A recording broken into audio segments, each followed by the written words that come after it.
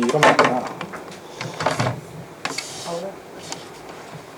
好係咁好多謝各位嚟今日呢個中西人文哲學系列31系列嘅講座。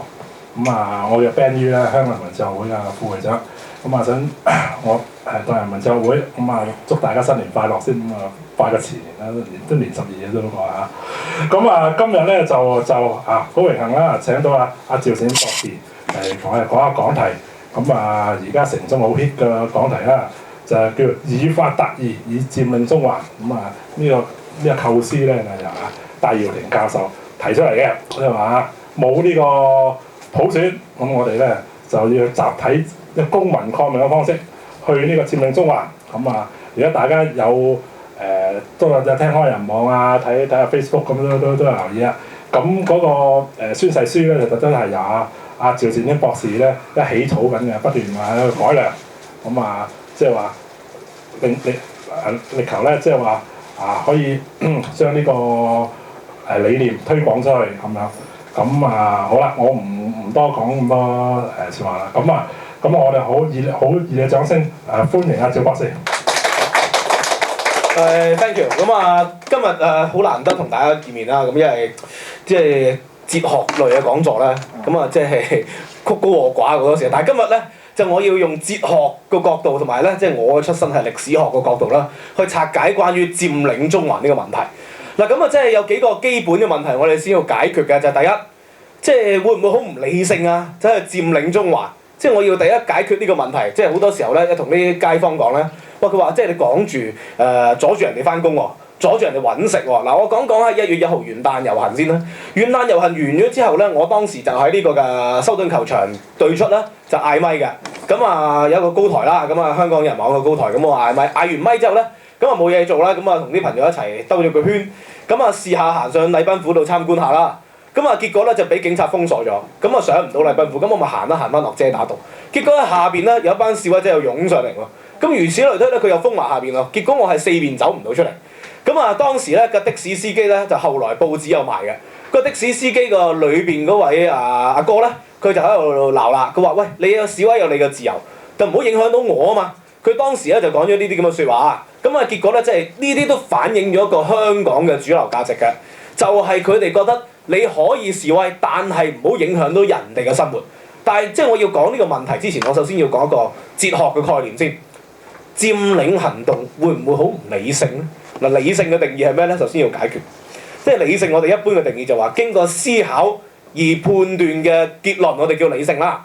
即係譬如話感性嘅嘢，就好多時唔需要經過思考喎。即係你即係譬如話我舉例，你問將來呢個同學仔，如果有你女朋友問你，你點解愛佢啊？如果你諗佢唔掂啊，你諗佢就即刻反面㗎。你諗唔係話咁都要諗。咁或者如果你諗一啲好 reasonable 嘅嘢出嚟，你又唔係好愛佢嘅，點解你愛我啊？然後我覺得同你一齊咧，我覺得好有前途啦，咁又唔得噶嘛，係咪啊？又太理性又唔得噶喎。所以咧，通常咧嗰啲都係一啲感性嘅答案嚟，而理性嘅定義就係經過思考嘅判斷。但係從哲學角度咧，理性可以再深層次啲。理性我哋可以分為2種嘅，一種我哋叫工具理性，一種我哋叫做價值理性。咩叫工具理性咧？就譬如話你考慮完判斷嘅問題，你就會得出個結論，對我哋香港嘅前途有冇好處啊？有冇利益先？係咪啊？即係最近烏坎村咧，就即係有啲新聞就講咗出嚟啦，就話即係烏坎村民主改革1年啦，但係好多人咧就覺得即係村民咧接受唔到喎，即係民主改革之後抗爭咗之後，個社會環境冇改變到，仲係咁窮喎。佢以為咧革命之後會發達嘅，好多人而事實上埃及你睇下穆巴拉克落台之後到今天一直都係亂到一灘子。民主係唔可以解決問題，你要明白到民主個目的係愛嚟做乜嘢？佢係愛嚟制衡問題出現嘅，我哋防止問題出現嘅。如果你諗住用民主嚟解決問題咧，歷史上話俾我知，通常民主咧都唔會比專制政府嘅管治效率高喎。即係你睇下新加坡，新加坡要起條橋，香港要起條橋，新加坡2年就起好啦。香港條港珠澳搞咗20幾年都仲係未搞完啊！即係新加坡起，大陸起橋仲快，點解唔使2年啦？係咪？半年已經起好啊！不過即係可能1年後冧咗，你唔知啦，係咪？或者20年後要拆佢嘅時候，要炸又炸幾多炸唔爛啊？咁即係咧，你要明白到理性嘅分2種，工具理性係純粹睇利益嘅後果，而而道德理性或者個價值理性咧，就要睇我哋良知嘅判斷，就經過思考而堅持你嘅良知。孔子叫做擇善固執。孔子話擇善固執，咁唔通你話孔子係冇良，即係孔子係唔理性咧？孔子好有理性，佢啲係價值嘅理性。咁所以咧，即係如果你支持工具理性，咁你咪去咗民建聯咯。如果你支持價值嘅理性，你咪釋放劉曉波咯。因為釋放劉曉波唔會經濟有得着嘅喎，釋放完劉曉波，我哋生活唔會多咗飯食嘅喎。點解我哋要釋放劉曉波？因為我哋有良知嘅判斷啊嘛。我哋覺得即係己所不欲，勿施人咯。佢只係講一番真説話啫。而呢啲説話唔係過分嘅説話咯。呢啲説話係咩？係中共自己開始建黨嘅時候成日講嘅嘢嚟喎，係咪啊？所以咧，你要明白到價值理性同工具理性。所以佔領中環係咪唔理性？我話俾你知，佢係絕對理性，而佢嘅理性係源於道德價值嘅理性。咁即係第一個我要駁嘅即係概念就係呢樣嘢啦。即係首先講晒啲基本概念，我先講個今日嘅主旨啊。第二樣嘢要講嘅就係、即係有人就我喺新年咧都好唔好彩，即係拜年嘅時期有個親戚咧就見我成日發表政見咧，我都好少一年見一次嘅啫。佢就捉住我同我論證啦，我就好唔想嘅，因為我覺得即係新年流流就唔好講啲咁嘅嘢啦，一講咧好多時候會反面嘅。咁結果係反咗面嘅，當然係。即係佢咧就係一個中產，中產咧有個特點嚟嘅，佢覺得香港生活都幾好，揾到食啊，係咪啊？即係咁我老實講，咁如果揾食咁我本人都叫揾到食啦，都叫生活到啦喺香港呢個社會度。咁啊，但係即係佢覺得，既然大家都生活到啦，做乜要搞到咁激進咧？點解要佔領中環咧？點解要搞革命咧？係咪啊？即係佢話即係革命係邊啲啊？卡達菲嗰啲嚟㗎嘛？即係嗰度嗰啲人係完全食唔到飯，生活唔到先搞革命咁。香港佢覺得我同佢即係講啲問題啦。我話即係貧富懸殊，佢話全世界都有貧富懸殊㗎，但係呢啲一駁你句佢係即係唔通㗎。咁我就話係啊，全世界有貧富懸殊，但係香港堅尼係指數係同類型嘅城市係最高嘅。香港嘅地租竟然係比東京咧係貴3倍喎，即係最旺嘅地方啊！銅鑼灣區比倫敦貴1.5倍喎。呢樣嘢你點講都解決唔到喎，係咪啊？咁所以咧，即係我哋當然明白到我哋香港係窮，但係我哋冇人餓死。但係點解人我哋會出嚟搞呢啲抗爭運動咧？我哋係唔餓死嘅，但係點解要咁做啊？好簡單啫，因為我哋人同禽獸係有分別㗎嘛。禽獸啊，淨係食飽飯就得啦。孟子佢話：人之與禽獸者幾希？仁義禮智也。係純粹係即係我哋有道德嘅反省，有道德嘅醒覺，我哋會覺得有啲嘢係唔合理，我哋要行出嚟做。咁所以咧，即係有啲人就覺得自己生活得好，咁然後就唔需要啦。咁但係我哋人係有同理心㗎嘛，有更多人喺香港生活得好艱苦，係咪啊？但係我哋冇辦法解決佢喎。就譬如話我舉例啊嚇，即係住公屋嘅居民，佢哋要買餸住天水圍，天水圍嘅物價係全港最高嘅。天水圍係全港最窮嘅地區，但係佢嘅物價係全港最高，咩原因？領匯。咁冇錯，當年咧係因為財政嘅問題，咁就買咗領匯。咁但係今天我哋嘅盈餘有幾多？我哋淨係今年庫房啊，即係我唔知佢會唔會派錢啦。唔派錢嘅話，佢起碼有1000億嘅盈餘。你足夠買回領匯不特止，買晒香港所有隧道都得。即係仲未計外匯儲備嘅利息喎，仲埋賺錢喎，嗰啲係年年滾動嘅喎，係咪啊？點解我哋政府唔做啊？咦，呢個好簡單啫，係咪？佢點敢得罪晒喺領匯嘅最大租客啊？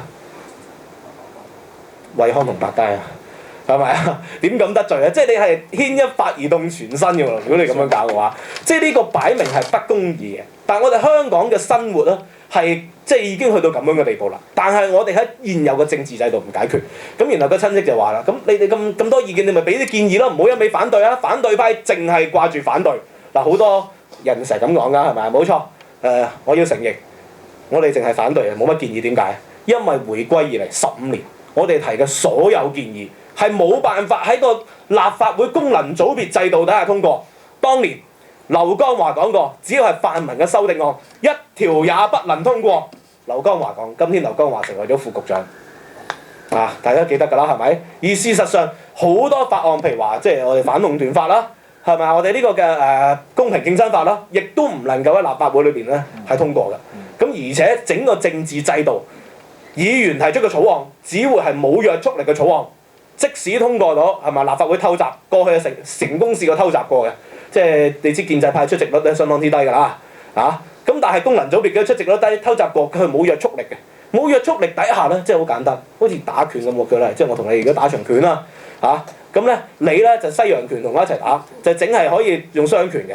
但我咧我就政府啊，你係市民喎，你就係泛民喎，我就可以立架撐喎，摺凳又得，刀又得，係咪啊？仲有幾支槍袋一袋添，同你喺台上打拳。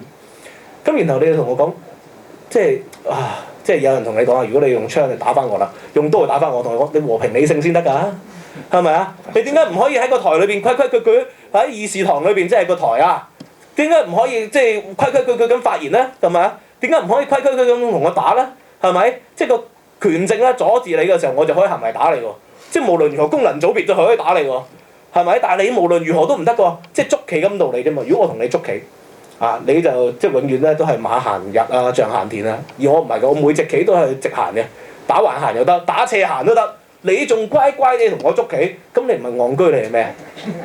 咁有人話：咁你可以唔捉盤棋嘛？我哋喺香港生活，我哋係香港嘅居民，我哋捉呢盤棋捉咗15年啊，各位，捉咗15、16年啊。咁15、16年我哋係走唔到啊嘛，我係焗住同佢捉。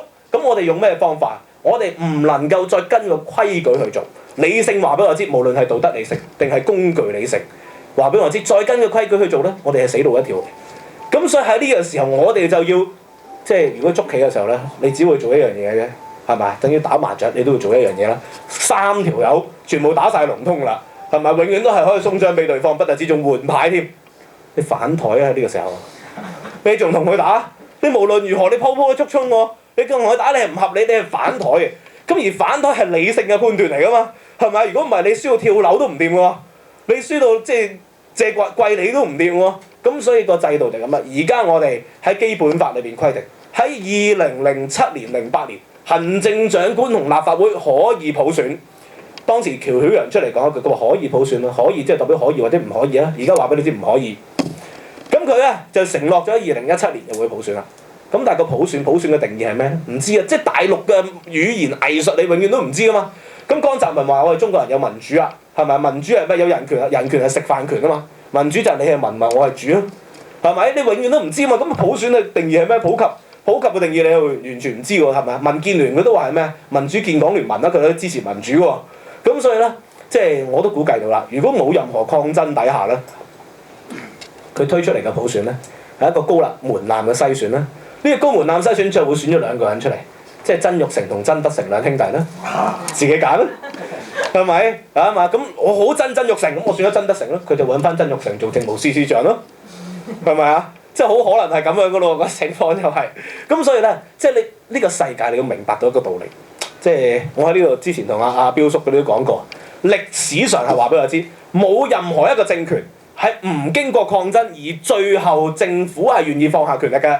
咁佢話有啲人就話唔係啊，咁我哋咩歐洲都好多和平嘅咩革命啊、光明革命啊嗰啲咁嘅嘢啦，係嘛？台灣都有蔣經國即係放下權力啦。但係你知唔知蔣經國放下權力之前，李登輝放下權力之前，係每一個月都有大型嘅遊行示威集會，而嗰啲大型遊行示威集會係罷工嘅，搞到佔領道路嘅，係咪啊？咁所以咧，即係所有都係歷史上係冇一個，因為點解？好簡單嘅道理。即係如果我係當權者，我係唔能夠放棄我權力嘅。人係貪婪，就算佢當權者好開明，佢願意放下啦，咁跟佢揾食嗰班人咁點搞啊？所有嘢係要經過壓力而推出嚟，咁係冇壓力係唔得嘅。咁所以咧喺呢個背景底下咧，我哋行到呢一步，我哋俾人玩咗16年啦呢盤棋，即係點行都係輸嘅嚇。咁所以喺呢個時候咧，我哋就要提出一個新嘅抗爭方法，喺學術上我哋叫做範式轉移。咩叫範式轉移咧？即係你係咯，有一個好著名嘅學者啦，阿 Com 啦，阿孔恩提出嚟嘅，即係同一條路你玩咗幾廿年咧，你搞唔到咧，你一定要轉啊！即係我哋中國人易經已經好早講過，窮則變，變則通啊嘛！即係你仲係用舊路嘅方法去做啦，你永遠都唔得嘅。舊嘅方法係咩？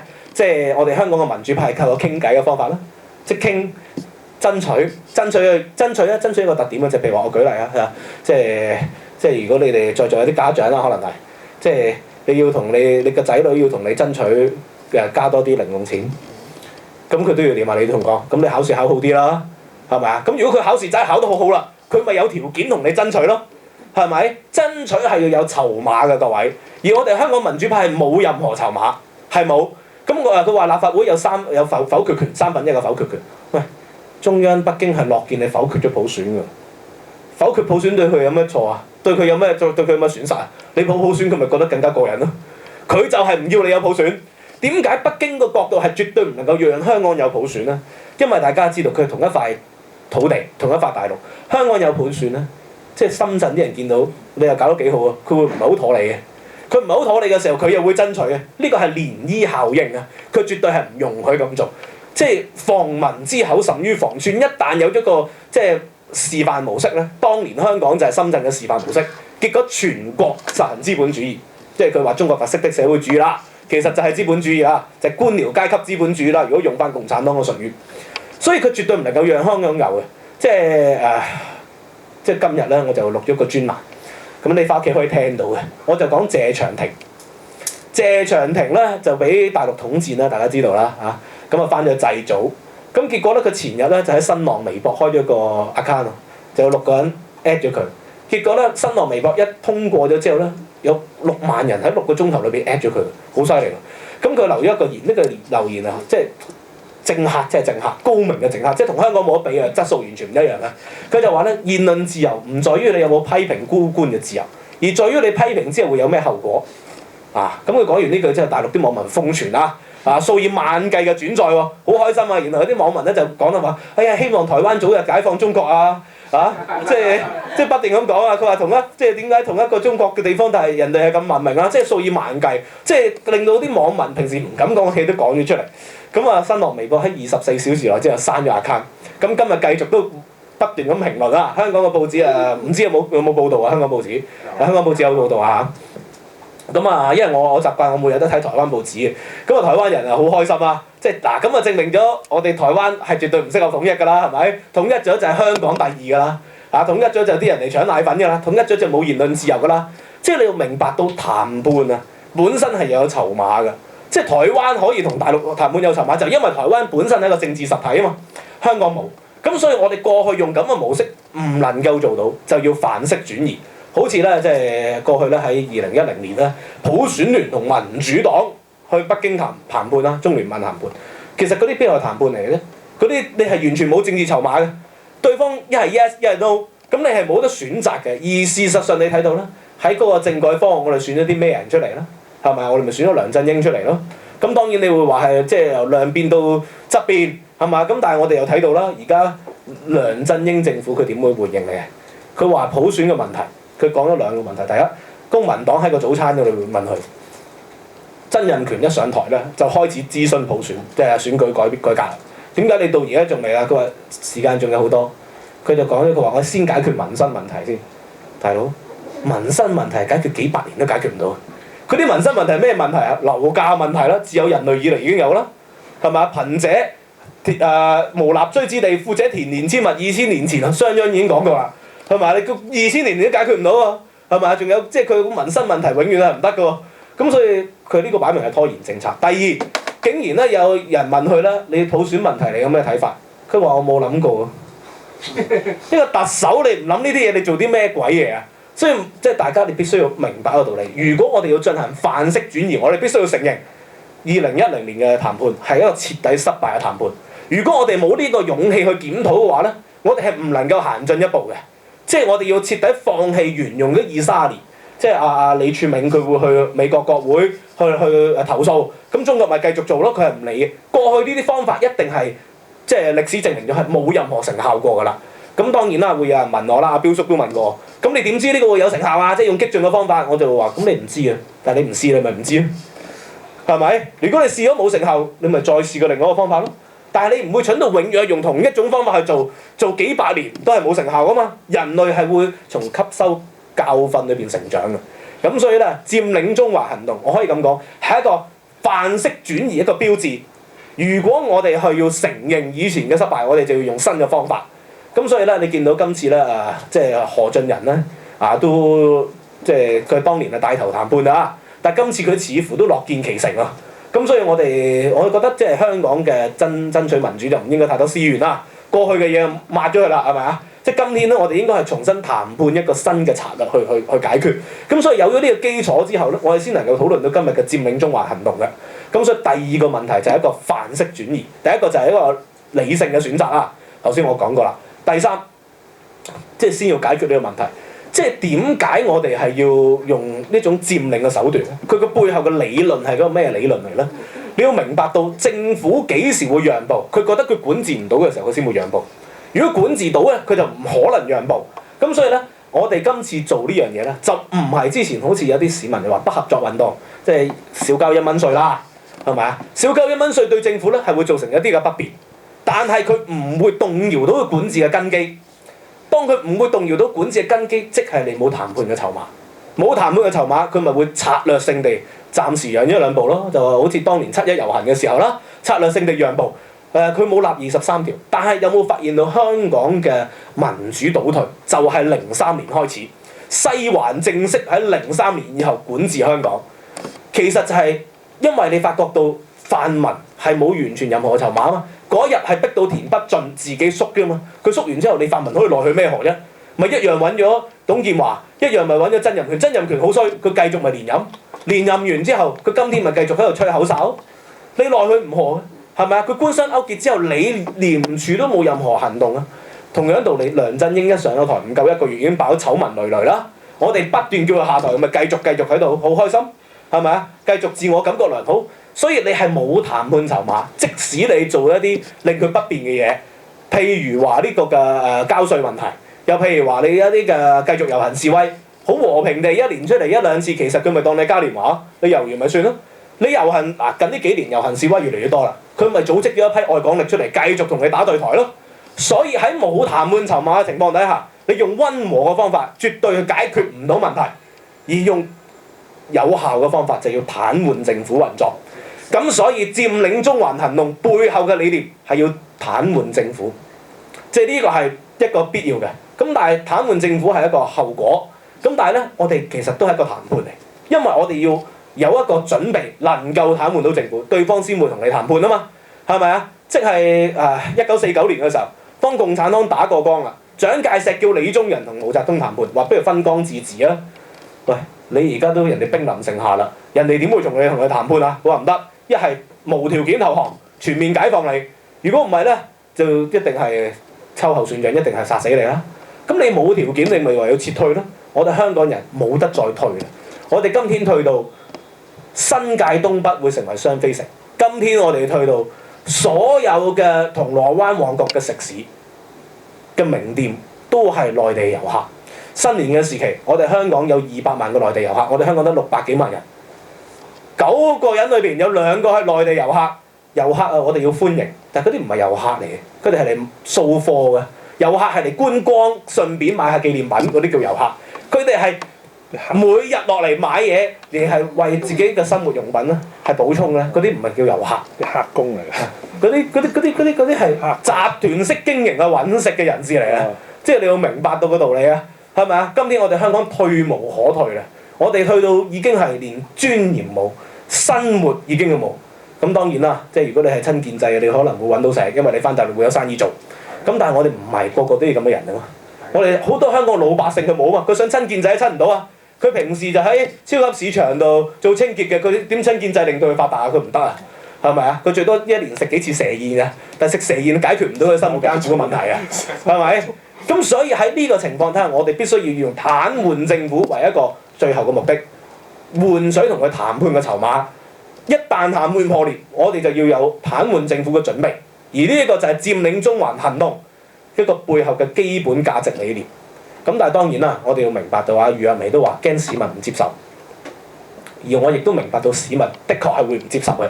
香港嘅市民嘅核心價值咧就係揾食，呢個係香港開埠以嚟嘅核心價值。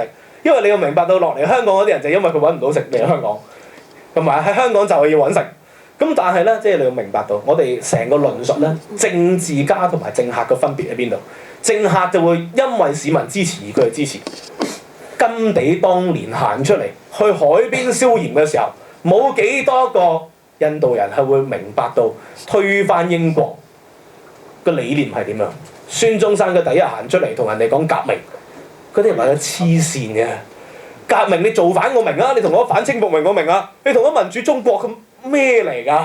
孫中山當年行出嚟係冇人會明白，所以今天我哋行出嚟要講佔領中環，冇人明白唔緊要，我哋不斷要唔同嘅渠道，係咪啊？去解釋論述，係講道理啫嘛，大家係即係講道理。如果最後我講輸咗，咁我咪放棄佔領中環咯。但係如果講道理呢幾年裏邊我講贏咗，喺2015-16年嘅時候，我哋有條件同北京談判啦，係咪？咁所以呢幾年係講道理啊嘛，即係正如阿 Ben 你講嗰個咩性傾向歧視咪講道理咯。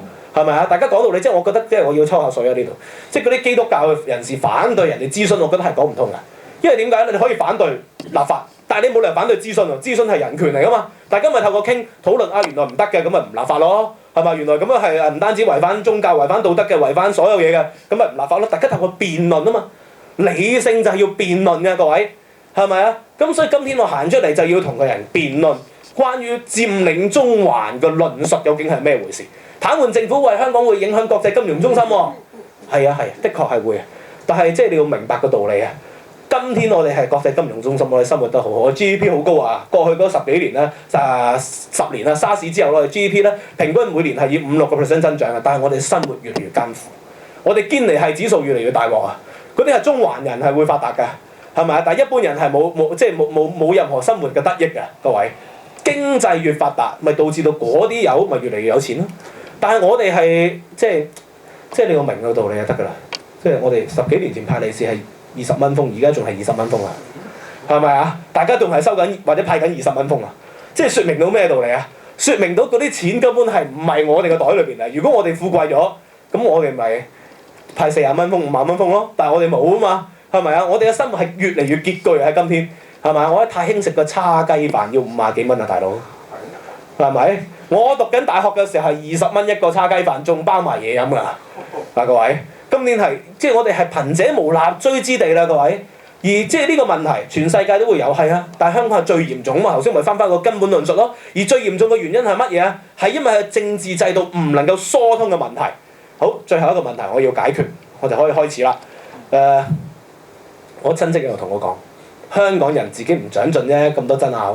香港人咧自己越嚟越怨氣，咩都投訴。係，我必須要承認香港人嘅投訴係同級城市係最嚴重嘅地方。個原因係咩？冇民主。你疏泄唔到個渠道，即係呢個基本心理學嘅了解嚟。即係如果嗰個人咧越嚟越即係壓抑嘅話咧，佢長期好多怨憤，冇辦法去透過合理嘅地方宣泄，冇人聆聽佢嘅講法，或者聆聽完之後冇人睬佢嘅講法。佢長期受不平等，佢就會黐 Q 線㗎啦，各位。我哋香港人到今天係走到黐 Q 線嘅呢一步啦。即係我哋係投訴到咩投訴啊？我教書啲筆記厚得滯，啲人就投訴我唔環保。到我筆記印薄啲，阿 Sir 你唔備課啊？即係去到咩都投訴嘅地步。個原因歸根結底就係因為香港人有冤無路訴咗10幾年，形成咗社會長期嘅怨憤、對立同埋撕裂。喺對立同撕裂嘅情況底下，係咪造成咗不斷嘅鬥爭咧？係咪啊？建制派即係愛港力嗰班友啊，咪即係以前法輪功咪有法輪功講咯，而家法輪功側邊一定有啲 banner 喺度反對法輪功嘅，係咪？天滅法輪功，法輪功即係我唔認同法輪功，但係都係弱勢團體嚟嘅，大佬係咪？即係我哋有惻隱之心㗎嘛。咁你示威咪示威，對面有一班友嚟鬥鬧，仲要收晒錢嘅，好肉酸嘅係咪啊？即係仲要講滿口歪理，仲要上電視，即係鬧長毛都算啦。佢鬧長毛阿陳正深，佢鬧長毛個論述就話長毛粗魯，爆晒粗咁鬧長毛啊！即係呢啲係咩邏輯嚟啊？今天個社會係歪理去到咁嘅地步㗎啦，各位。咁所以一切嘅根本咧，就係香港嘅政治制度俾人壓住咗10幾年。咁而我要講一個問題，即使香港有呢個嘅民主制度咧，係唔會導致到香港經濟發達嘅。亦都唔會導致到我哋突然間社會生活改變咗，解決咗好多嘢。但係佢只會舒緩咗我哋嗰個政治不能宣泄嘅地方，咁令到社會更加和諧，令到社會更加團結去面對我哋嘅困難。呢個係民主唯一會帶嚟嘅好處。所以英國首相丘吉爾曾經講過，佢話民主不是一個好嘅制度，但佢話呢個係一個最唔差嘅制度。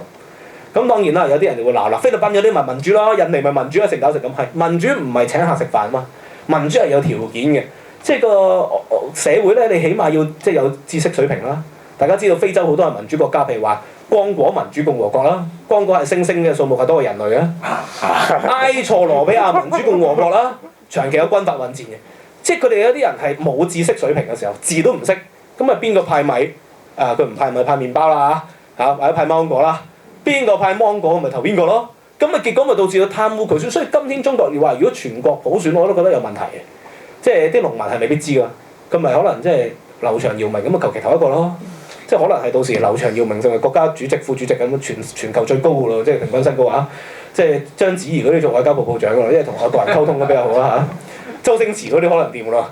咁但係起碼係先進城市如上海、北京、深圳，係咪可以有限度嘅民主啊？即係如果大陸啊，我再退一步咁，香港係咪應該完全民主啊？澳門係咪應該係完全？因為我哋香港嘅知識水平係全球，即係香港嘅教育係全球排第3喎，舊年。即係有統計係咪啊？韓國係第一，芬蘭係第二，香港排第3㗎咯。即係你係冇藉口係講唔民主喎喺呢個時候。咁所以咧，同埋香港人都係理性嘅，即係我哋都唔會選長毛做特首嘅。佢同大陸溝通唔到㗎嘛，係咪啊？我哋可能都會選即係親建制嘅，最後個結果都可能係親建制，但係起碼唔會係即係不能接受嘅人物啦，係咪啊？即係例如CY 啊，大家知道 CY 係。即係個問題喺邊度咧？孔子係反對 CY 嘅，大家知道。孔子話：詩三百，一言以蔽之曰詩無邪。孔子係反對邪念㗎嘛，邪者歪也啊嘛。即係孔子係反對 CY 嘅喎。即係孔子係2000幾年前已經洞察到 CY 嘅問題啦。思想嘅歪念，滿口嘅歪風，即係有啲人就話僭建就唔係問題，好多人都僭建，我承認，好多人都僭建嘅。但問題你僭建完之後講大話，係一個大話冚一個大話，咁講大話都算啦，政客係講大話。但係你講嘢都話係人都知嘅，咁你唔係誠信嘅問題，係好 Q 蠢嘅問題喎。即係揾條好 Q 蠢嘅人嚟做特首，咁我哋咪好 Q 蠢咯。呢個係接受唔到噶嘛，個道理係條氣係唔鋸啊嘛，各位。咁所以咧喺呢個基本有4個問題底下咧，我哋就提出今日佔領中環行動啦。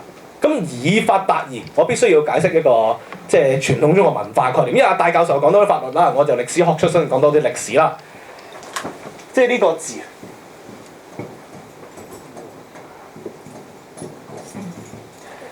武功嘅武字，即係我冇睇葉問一代宗師嗰啲嘢，我唔知啊。即係我如果講武學咧，最高境界就係呢個《春秋左傳》裏邊記載，武者，止戈為武也。佢嘅意思係咩咧？我哋要用武力去停止人哋嘅暴行。咁呢個武力係一個合理嘅武力，因為對方喺度示弱。即係我舉例，如果我而家見到一個人喺個街度打女人，我勸佢，我同佢和平理性咁傾啦，喂，唔好打女人得唔得？佢繼續喺我面前打。仲打埋我，咁我再和平理性同佢傾。嗱，我哋而家投票啊！而家我哋3個人睇下打唔打女人啦。嗱，個女人我同埋你投票啊！咁佢又唔睬我啦，係咪？係嘛？佢話好，分組投票，你兩個組，我自己組，咁一定係通過唔到啦，係咪？咁我再和平理性又唔掂喎。喺呢個時候，當然我可以選擇報警啦。但係我行去報警嗰個女人死咗啦，係咪？同埋如果我發覺報完警之後，個警察又幫佢啦，係嘛？喂，我哋分組投票，警察我同一組嘅喎，再唔係個警察可能咁連住拉埋我喎，咁好大鑊㗎，係咪？咁所以有可能即係話我咬個警察咧，唔知啊嘛而家啲警察遊行示威，你唔知點解會話咬人㗎嘛，好恐怖啊成件事係冇任何證人底下都入到佢罪添喎，而家係一個證人都冇啊，即係普通法嘅原則就係疑點利益歸於被告啦，一個人都睇唔到都入到罪㗎，而家呢個社會係。咁呢個唔重要。咁喺呢個時候我梗係要點啊？我梗係要打佢啦，係好合理㗎啫喎呢個樣嘢。咁我夠唔夠得我唔知㗎喎，咁你唔打過點知唔夠佢打啫？係咪啊？咁可能我打完之後有其他人見到我唔夠佢打，會幫拖咧，幫拖出嚟會驚動到正義嘅警察嚟幫拖咧。咁所以佔領中環行動嘅背後理念就係咁樣嘅道理啊嘛。我就要同佢打，以法達義。戴教授提出嚟，咩叫以法達義？你要知道法律任何嘅嘢喺哲學角度有2個層次，係形式義同埋內容義。形式義就係個外殼啦，個表面嘅。我哋遵守法律條文係個外殼嚟嘅。其實法律本身係一種精神啊嘛，而唔係條文啊嘛，各位。我哋香港係講一個法治嘅地區嚟噶嘛，我哋就要講法治嘅精神。法治嘅精神係咩啊？公義、公平同埋公正，呢啲叫法治嘅精神。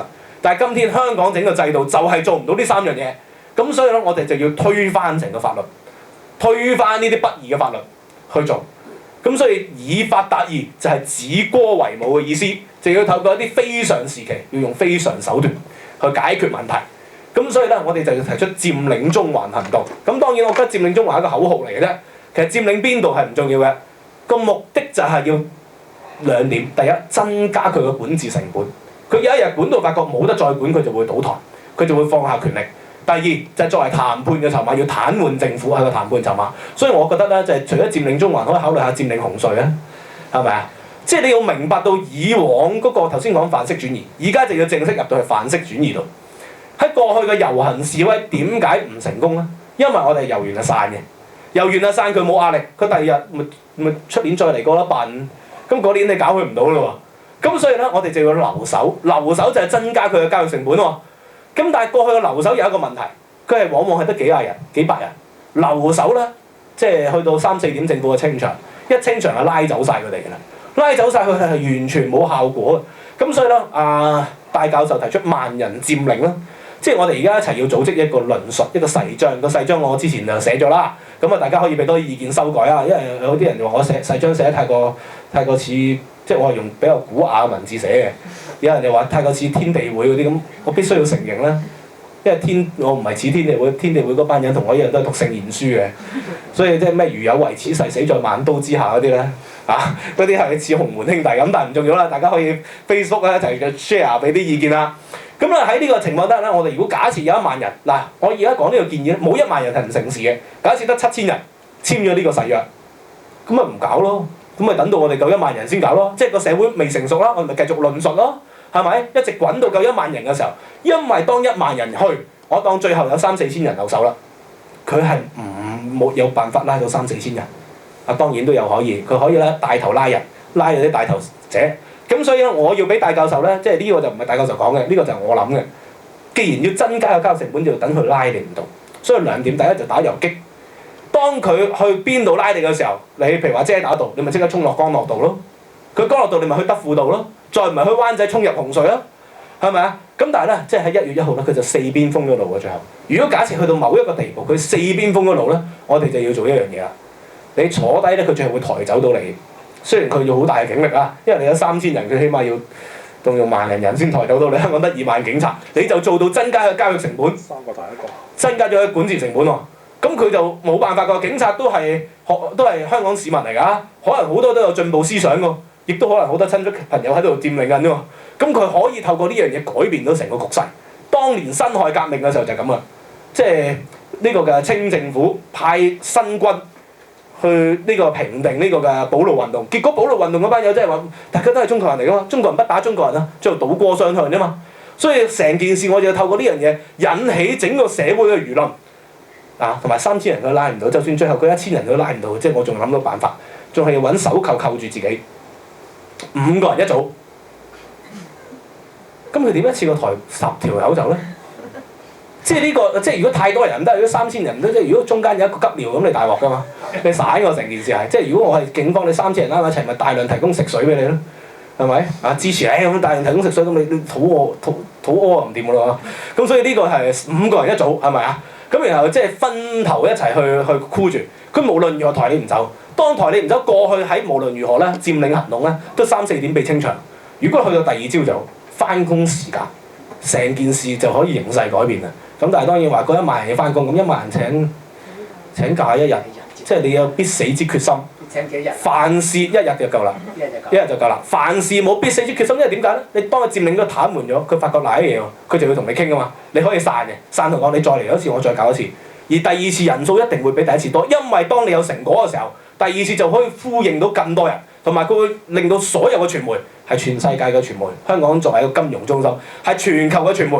我估計連阿魯阿圖嘅報紙都會賣因為大家知道香港係即係阿魯阿圖係好密切嘅關係啦，係咪？咁我連阿魯阿圖都賣嘅時候，香港政府係必要回應嘅，因為佢面對住國際嘅輿論壓力。你諗下，有幾多個領事會打電話俾特首同佢傾啊？香港金融中心嚟，再咁搞落去唔掂咯，佢會受到施壓。受到施壓嘅時候，佢只會同你談判，或者佢堅持鎮壓。咁香港會唔會出現鎮壓咧？咁我哋可以同你分析。如果你估計香港會出現鎮壓咧，佢背後只係一個假設，就係中共會放棄自己統治，佢先會鎮壓你。因為今天唔係1989年，佢係鎮壓唔到你。如果佢派解放軍鎮壓嘅話咧，全球嘅人都會睇到香港。而香港係金融中心，鎮壓完經濟一定會嚴重受重創啦，受重創。咁香港金融中心就會崩潰咯喎！咁大陸嗰啲貪官有幾多錢喺香港啊？到底佢哋自己第一班崩潰係佢哋自己啊！即係呢個係第一。第二，香港一崩潰嘅話咧，即係佢外國人啊唔會同你咁簡單啦，起碼即係佢基於人道，即係點都要制裁下你啊！你唔好理你制裁幾耐啊！即係通常即係89年嘅時候制裁咗幾個月就布殊就派咗人嚟同佢傾啦，和談㗎啦其實。咁但係幾個月都搞到你啊嘛，係咪啊？咁大陸經濟而家已經係慢慢放緩嘅時候，我當你制裁3個禮拜你都大劑喎，即係到時有幾多人係冇飯開啊？大陸嗰啲人遊行示威係兇悍過好多香港人喎，係嘛？你有睇新聞都知啦，嗰啲係佔領公路喎，即係汕尾事件啊，即係舊年啊，係佔領公路喎，大佬。我哋香港話佔領中環啫，我哋都冇話走上佔領東廊啊嘛，係咪？雖然我話佔領紅隧都幾好啊，咁啊佔領紅隧幾好啊，即係順便可以爭取解決埋回收東西隧啊，即係多一個訴求都好啊，即係解決擠塞嘅問題。咁喺呢個情況底下咧，成個局勢就會改變嘅。咁所以喺佔領中環行動裏邊咧，係必須要有背後呢啲嘅論述基礎去同大家解釋。咁而具體行動咧，即係唔能夠好似以前散兵游勇啊！你係一定要開名嘅，即係好似08憲章咁，不斷咁去吸納一啲嘅精英、一啲社會嘅領袖去簽。咁然後社會領袖去簽，你先動員到一般嘅市民去簽噶嘛？咁所以即係我同阿蕭生、蕭若元生都講咗啦，即係我哋會帶頭簽。咁我係讚死人啦，冇理由我自己唔簽㗎，係咪？即係我自己做唔到，我唔會叫你去做。咁而呢樣嘢咧，即係我哋要明白到啊，當越嚟越多人簽有1萬人嘅時候，我哋就要宣誓。宣誓咧，戴教授嗰啲都係講過，即係有法律條文啦，到時一定要背啲法律條文啦。咁我就唔係法律學出身啦，我就話斬雞頭燒王子就最好啦，係咪？因為咧，即係從法治嘅角，即係從歷史嘅角度，人係唔係好信法律嘅其實，人係比較信呢個鬼神多啲嘅。咁所以斬雞頭燒王子唔緊要啦，咪各有各做啦。仲要同一日有啲人信鬼神嘅咪斬雞頭燒王子啦，有啲人信法律嘅咪就喺度宣誓啦。維園就分咁多個場係咪？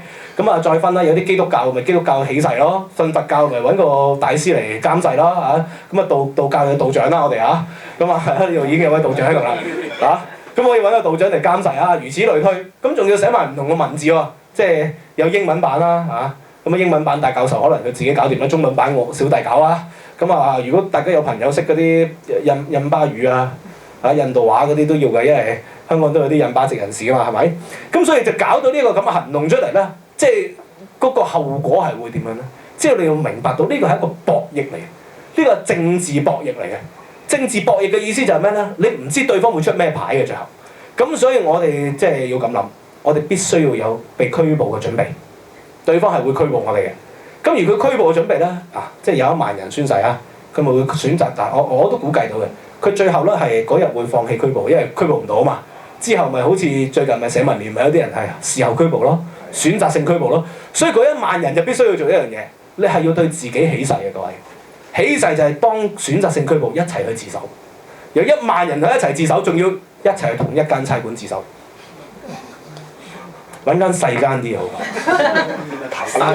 油麻地警署嗰啲。咁你咪自己咪出邊排隊咯，一個人做嘢啊嘛，你咪1萬一張。咁個後果係咩？癱瘓咗間警署咯。癱瘓咗咯，咪就係另外一個包圍咯。警署點會癱瘓到啫？你諗下，佢淨係做你嗰單嘢，點會癱瘓到個？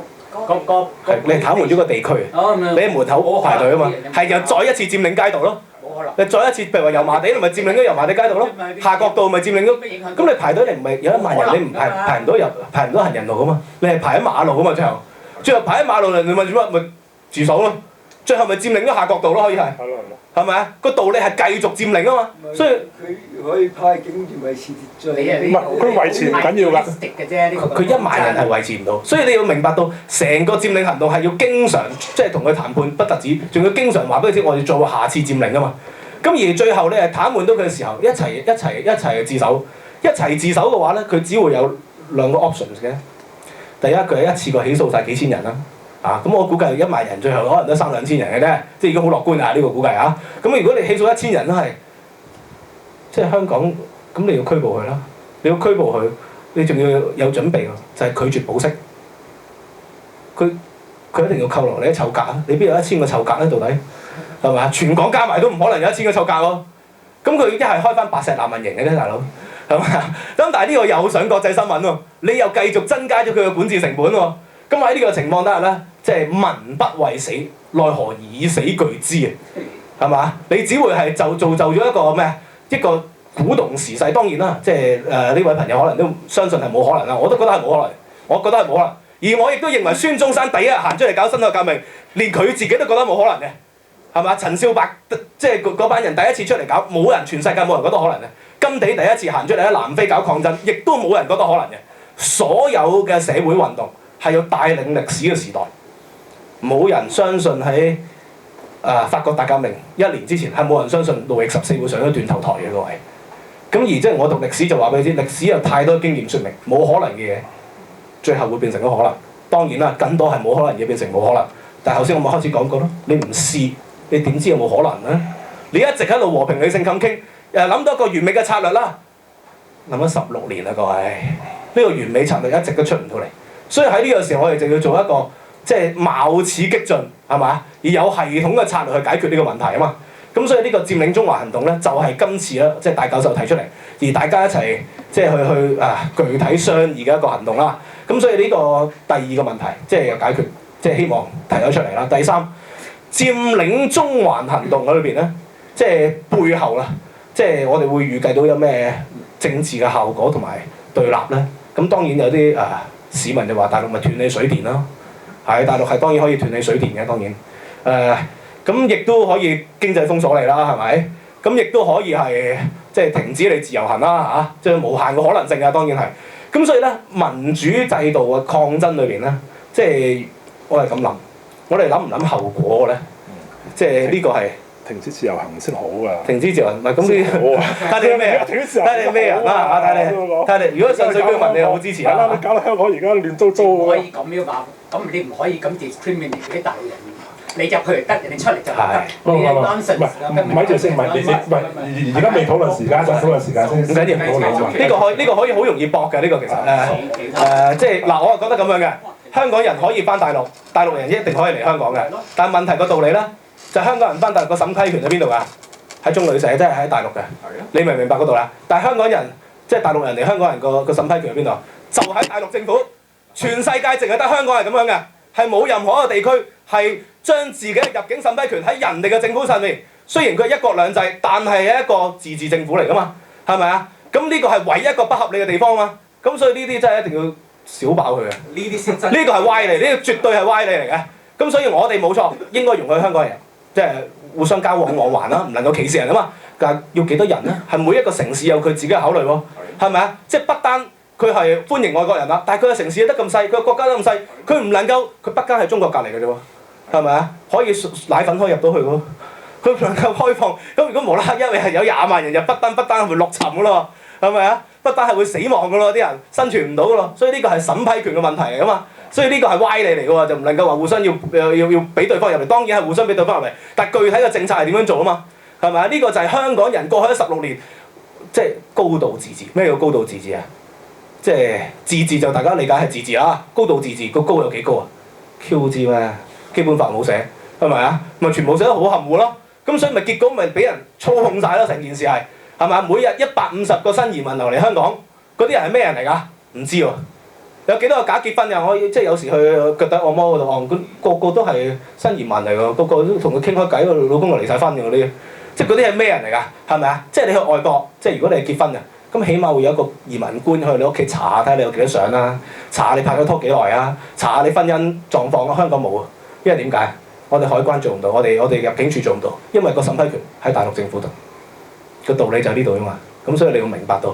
咁所以喺日後咧，即係我哋講嘅嗰個後果係點啊？即係可能係會即係好 worse 嘅。咁但係好 worse 嘅唔緊要啦，係咪？咁啊，因為抗爭係要付出代價。咁所以我哋做呢樣嘢，我哋必須要付出代價嘅即係個準備。如果你連做出代價準備都冇嘅話咧，咁你係做唔過嘅呢單嘢。即係頭先我講過啦，點解做唔過啊？因為你係如果諗得呢啲咧，你就工具理性啦。工具理性你都係加民建聯啦，我建議你係咪？你會揾到食嘅啊？咁啊，再唔係即係工聯會啦，起碼買嘢有啲折嘅，係嘛？起碼可以上一啲瑜伽班都好平嘅。咁如果你係即係諗得係要抗爭嘅，係嘛？即係呢啲只能夠團結到有民主思想嘅人士嘅啫。你諗得要抗爭嘅，你就要行到呢一步㗎啦。係嘛？呢個係價值理性，呢個係道德理性嘅考慮，係道德嘅呼喚嚟嘅。當然你話我站喺道德嘅高地，咁唔緊要嘅。我覺得我係每個人有自己嘅選擇嘅。我又唔會強迫你，你又唔好強迫我啦，係咪？咁我即係決定咗要行出嚟㗎啦。決定咗行出嚟嘅時間，咁我咪要呼喚得更多同路人咯。咁有啲人係唔同路嘅，唔緊要咪透過辯論咯。咁所以今日嚟我都預咗差唔多有好多時間，有半個鐘可以同大家辯論啦，係嘛？咁所以以法達義佔領中環，佔領中環咧，只不過係一種形式，形式係點唔重要，而背後個道理先係最重要。個道理就係要將16年嚟嘅不公義嘅嘢一次過要還嘅，要話俾特區政府知，你係要還嘅時候嚟㗎啦，係嘛？咁當然你覺得香港係好公義，咁唔緊要嘅，咪可以透過辯論咯。香港到底有幾公義啊？咁香港係比起呢個嘅北韓係好啲嘅即係之前有唔知邊個講話比起明朝係好好多啊嘛，唔係佢話比起文革，林武雄話比起文革好好多，係比起明朝都係好啲嘅，比起明朝好啲，可能林武雄會後悔當日講咗呢番説話啦，而家比起明朝好啲，但係我哋即係比較要一個合理嘅比較啦，係咪？你要同翻自己相對近嘅發達城市去比較啦，係嘛？你同嗰啲城市嘅比較冇意思喎，同嗰啲國家嘅比較冇意思喎。咁所以喺呢度我都要講啦，即係佔領中環行動咧，即係我覺得係要單一議題，就唔好加埋嗰啲港獨落去啦唔好加埋嗰啲雙非問題落去啦，係一個單一嘅議題。即係如果你係嗰啲好多唔同嘅議題，好似當年0371嘅時候咧，最後咪話都係經濟唔好，所以搞到咁樣嘅啫。最後政府會分化咗成個即係運動嘅性質嘅。咁所以一定係要單一議題，即係你港獨咁你即係有人問我港獨我支唔支持？咁即係如果大家有睇開我著作，都知我係大中華歷史主義者嚟，即係我係中國人嚟，我相信。但係我覺得大陸嗰啲唔係中國人嚟噶嘛。孔子話夷狄進中國，則中國之。相反啦，中國去夷狄咪中國，即係大陸人去中國咪夷狄之咯。即係中國唔係一種血統嚟，中國從來唔係 national countries， 中國從來係文化國家。即係有一種身份認同嘅國家，中國係有56個民族啊嘛，係咪？如果你話中國漢族即係中國，咁你有問題喎？你點講唔同？係一種文化認同嘅中國，中國從來都係咁，四夷歸服啊嘛，我哋古代叫做。咁你認同你咪係中國咯？但係今天大陸認唔認同中國咧？認唔認同中國傳統嘅核心價值咧？中國核心價值係真善美啊，各位，係咪？今天係4個字咪3個字假大空一切都係假嘅。咁所以我覺得嗰啲唔係中國所以我反而覺得香港都係中國啲，台灣係好中國，係嘛？新加坡都有少少中國，馬來西亞嘅華人地區係好中國。咁所以你問我係咁樣諗啦咁所以我覺得呢個係要單一議題去考慮。咁至於之後係點樣咧？即係我哋係即係你要明白香港係唔會同中共打巷戰嘅，即係我哋係唔會同佢打遊擊嘅，我哋唔會走上大帽山嘅。呢個係一個談判策略嚟嘅。如果發覺佢最後唔談判咁點？咁咪唔搞咯，咪搞第單嘢咯。頭先咪講過咯，係咪？咁你要不停範式轉移去轉變先得㗎嘛。最後發覺真係唔得㗎喎，咁咪算咯，係咪？咁即係呢個係要嘗試㗎嘛。自古成功在嘗試，係嘛？咁所以如果你連一開始唔信，我同我啲學生係點講嘅咧？我啲學生話考 DSE， 以前考會考話唔得喎，我話係啊。當你一開始相信唔得嘅時候，咁你嘅人係唔得㗎啦。If you think you can, you can。如果你自己都唔相信，咁你咪注定一世做奴隸咯。你自己唔相信自己考得好，咁你咪一世 repeat 咯。咁你相信自己考得好，唔代表你會考得好嘅喎。咁但係最後個過程，你係要試過。你話俾自己知無悔啊嘛。今天我哋好多怨氣，係咪啊？可以喺好多科林喺高登度不斷咁鬧好多怨氣，但係我哋咪繼續鬧咗10幾年咪繼續鬧咯。因為你冇去付出過啊嘛。你冇去為自己一直嘅緣分去做過某一啲嘢啊嘛？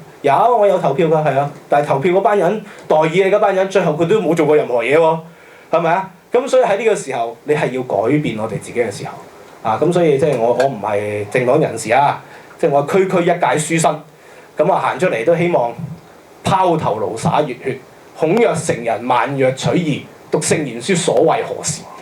咁即係即係今日講呢番説話咧，希望未必影響到你所有人，未必完全有道理，我都唔覺得我講嘢係無懈可擊喎。咁大家一齊討論，共錯切磋，係嘛？反省咯。人應該係不斷反思去進步㗎嘛，係咪？而唔係一開始 say no no no， 咁你嘅人生就係 no 咯。咁所以呢個佔領中環嘅論述基本講到呢度啦。咁希望大家餘下時間一齊討論啦，好嘛？好。想問你唔咪住先。嗱，咁聽完一個趙博士好精彩嘅論述，咁去佔領中環，點解要佔領中環？咁咁我或者我講少少嘢啊，好多時間啦。咁佢主要咧嗱，我講我自己即係都係董建華時代啦，即係同喺電話同呢個香港有個教授咧傾偈嘅嗰陣時啊，我覺得雖然啊移民咗加拿大啦，加拿大人咁啊都好關心香港嘅，雖然唔得，咁就佢又問我，佢話你喺加拿大，你即係喺加拿大咁啊隔岸再睇下香港。咁啊，對香港前途點？嗰陣時，董建華執政咗兩年到啦，咁樣。咁啊，我啊回應佢一句啦，即係咁講啦。我話鄭海爺一本書咁樣講，香港會咁樣咩書？話通往奴役之路咯。即係嗱呢個一國兩制啊，一國兩制 one country two system 或者個意思係 one country two political system。OK， 咁啊好啊，啲咁講。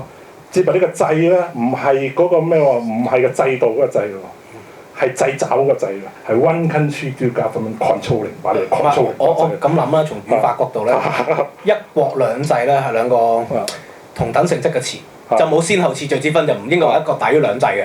如果一國大於兩制咧，就應該一國逗號兩制。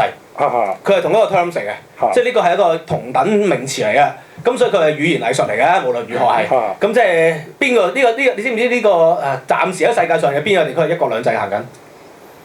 暫時都係法國。法國嗰個地方咧，喺呢個嘅東南部咧，叫做摩納哥。佢就係連接住意大利嘅。咁佢係一個獨立國家嚟嘅，其實係。但係佢係 under 法國第一個獨立國家，佢嘅政治咧同呢個法國係完全冇任何嘅隸屬關係嘅。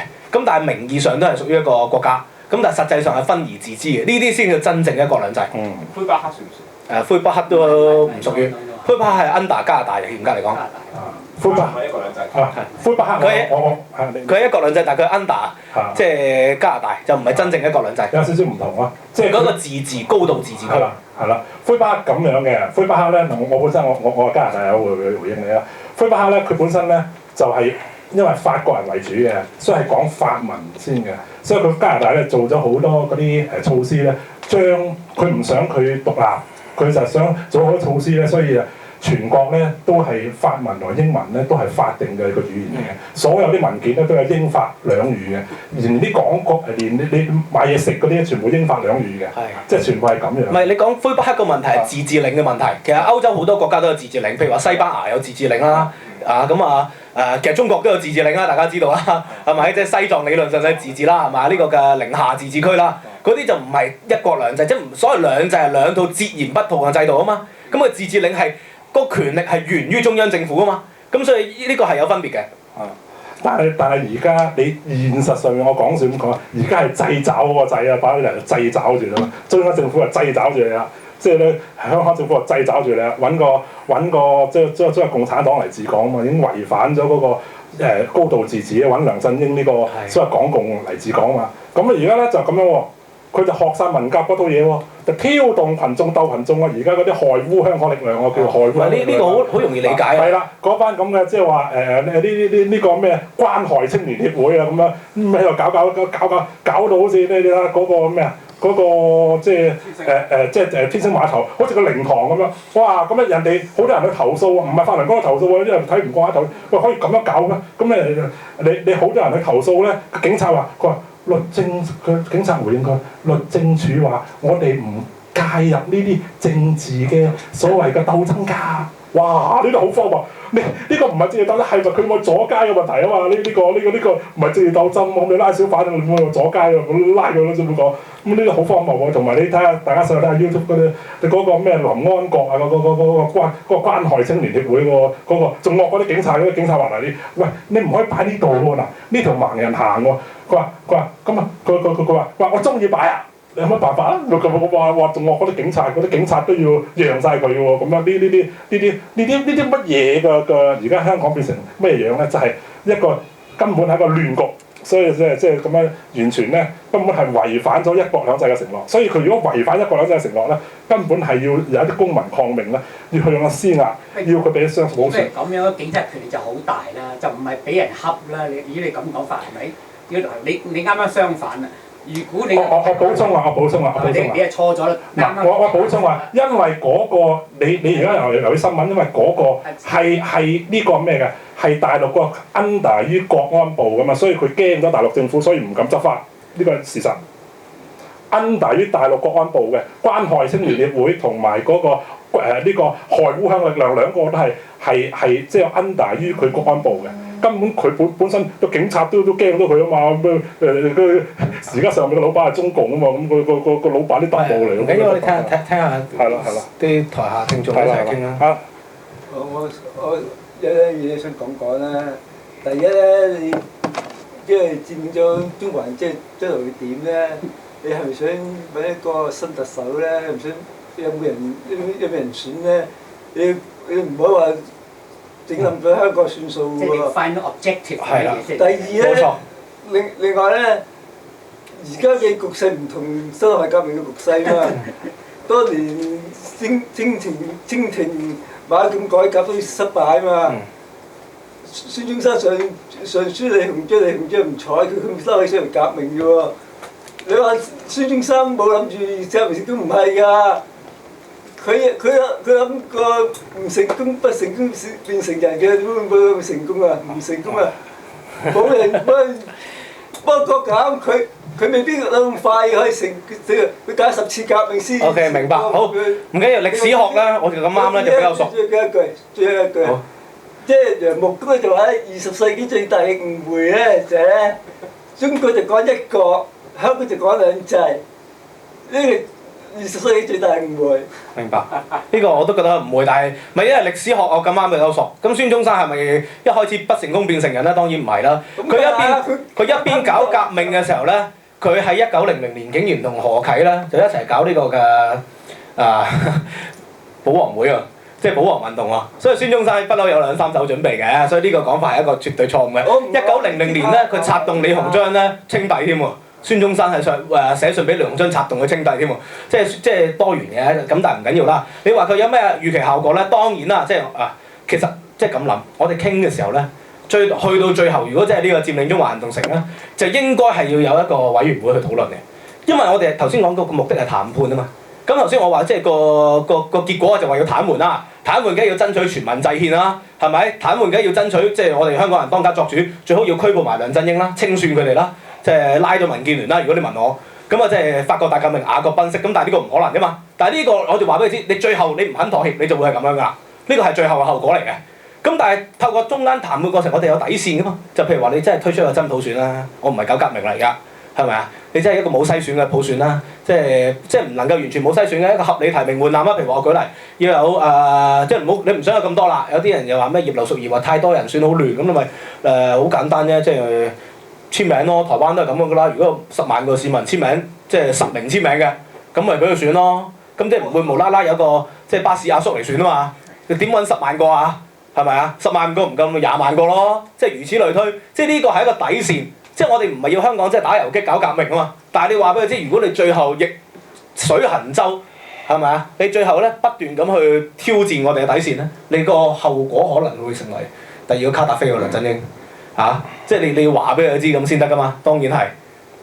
其實嗱，你即係你而家咁做咁多嘢啦，咁你有冇諗到有冇推翻個大陸個政權先？第一就係話嗱，如果你推翻到就 O K 啦嚇，譬如你 in case 你推翻唔到，咁你35年之後就50年就結束㗎啦，就唔係一國兩制，就一國一制㗎啦。咁你點 merge 翻去嗱？譬如你而家選咗個好文明開放嘅人做阿頭，你好 happy 佢嘅，隨街吐痰都 O K 嘅。冇民主嘅，咁大陸先隨街吐痰啫。嗱，35年之後啦，咁我哋就回歸祖國啦。已經你推佢唔到，推唔到嘅話，我哋係咪翻返去做祖國度啊？咁我咪想問你會點樣做咧？關於我哋應該點樣做咧？嗰陣之後。好，咪呢個問題咧有3、4個層次解。首先第一個事實嘅問題先，基本法規定咧50年不變，50年之後咧。唔代表會收翻香港變喎，佢話50年之後可以再討論，你要交俾香港市民討論嘅，要經過立法會2/3元通過嘅。即係如果普選咗嘅話咧，即係2/3元係香港普選啦，係無論如何都唔會，除非大陸好好。咁如果大陸好好嘅話，咁咪翻去咯，有冇所謂嘅？即係如果大陸係成為一個最開放、最文明嘅國家，即係呢個基本事實問題，第一個要解決先。第二個到底香港搞革命係咪要最後顛覆中國政權咧？咁呢個當然唔係啦。頭先我講緊個談判嘅策略嚟㗎。但係第三，如果一旦真係搞到好 worse 嘅，係咪可以顛覆到大陸政權咧？啊，咁又真係可以㗎喎。點解可以咧？即係你要明白到歷史上同你又講歷史嘅時候啦，冇一個專制政權咧可以超過100年，從來未試過。即係而家已經60幾年啦，係咪？從來未試過。點解專制政權唔會超過100年咧？因為專制政權咧，即係個道理就係建基於咩？人民對佢嘅恐懼啊嘛，係咪？人民對佢恐懼第一，第二就係呢個人民對佢嘅期望咯。即係專制政權都會可以經濟好好喎，即係你見到過去即係新加坡好好啦，係咪？即係呢個嘅中國大陸好，古巴都唔錯啊，生活都即係建基於佢嘅期望啊。當佢期望有嘅時候，佢咪覺得生活會繼續好咯。咁如果你覺得中國將來嘅生活越嚟越好嘅時候，你係唔會造反㗎。但係今天唔係啊嘛，今天大家覺得中國嘅生活係一日差過一日啊嘛。咁當然中國大國係國興啊，頭先我咪講過咯，即係你係咪記得你一個班你咪國興嘅咯？一般嘅市民係咪啊？喺廣州嘅市民。係即係好多資料，呢個係唔需要拗嘅，係可以駁嘅。佢個貧富懸殊啊，去到點啊？去到全世界即係尾幾嘅，即係個情況係咁樣嘅。呢個係冇得拗嘅，呢個係好多客觀嘅數據嘅，係咪啊？即係琴日就係大陸社科院就頒嘅嗰個堅尼系指數就話0.6，呢個所有人啊，連大陸嘅學者都話肯100%造假嘅。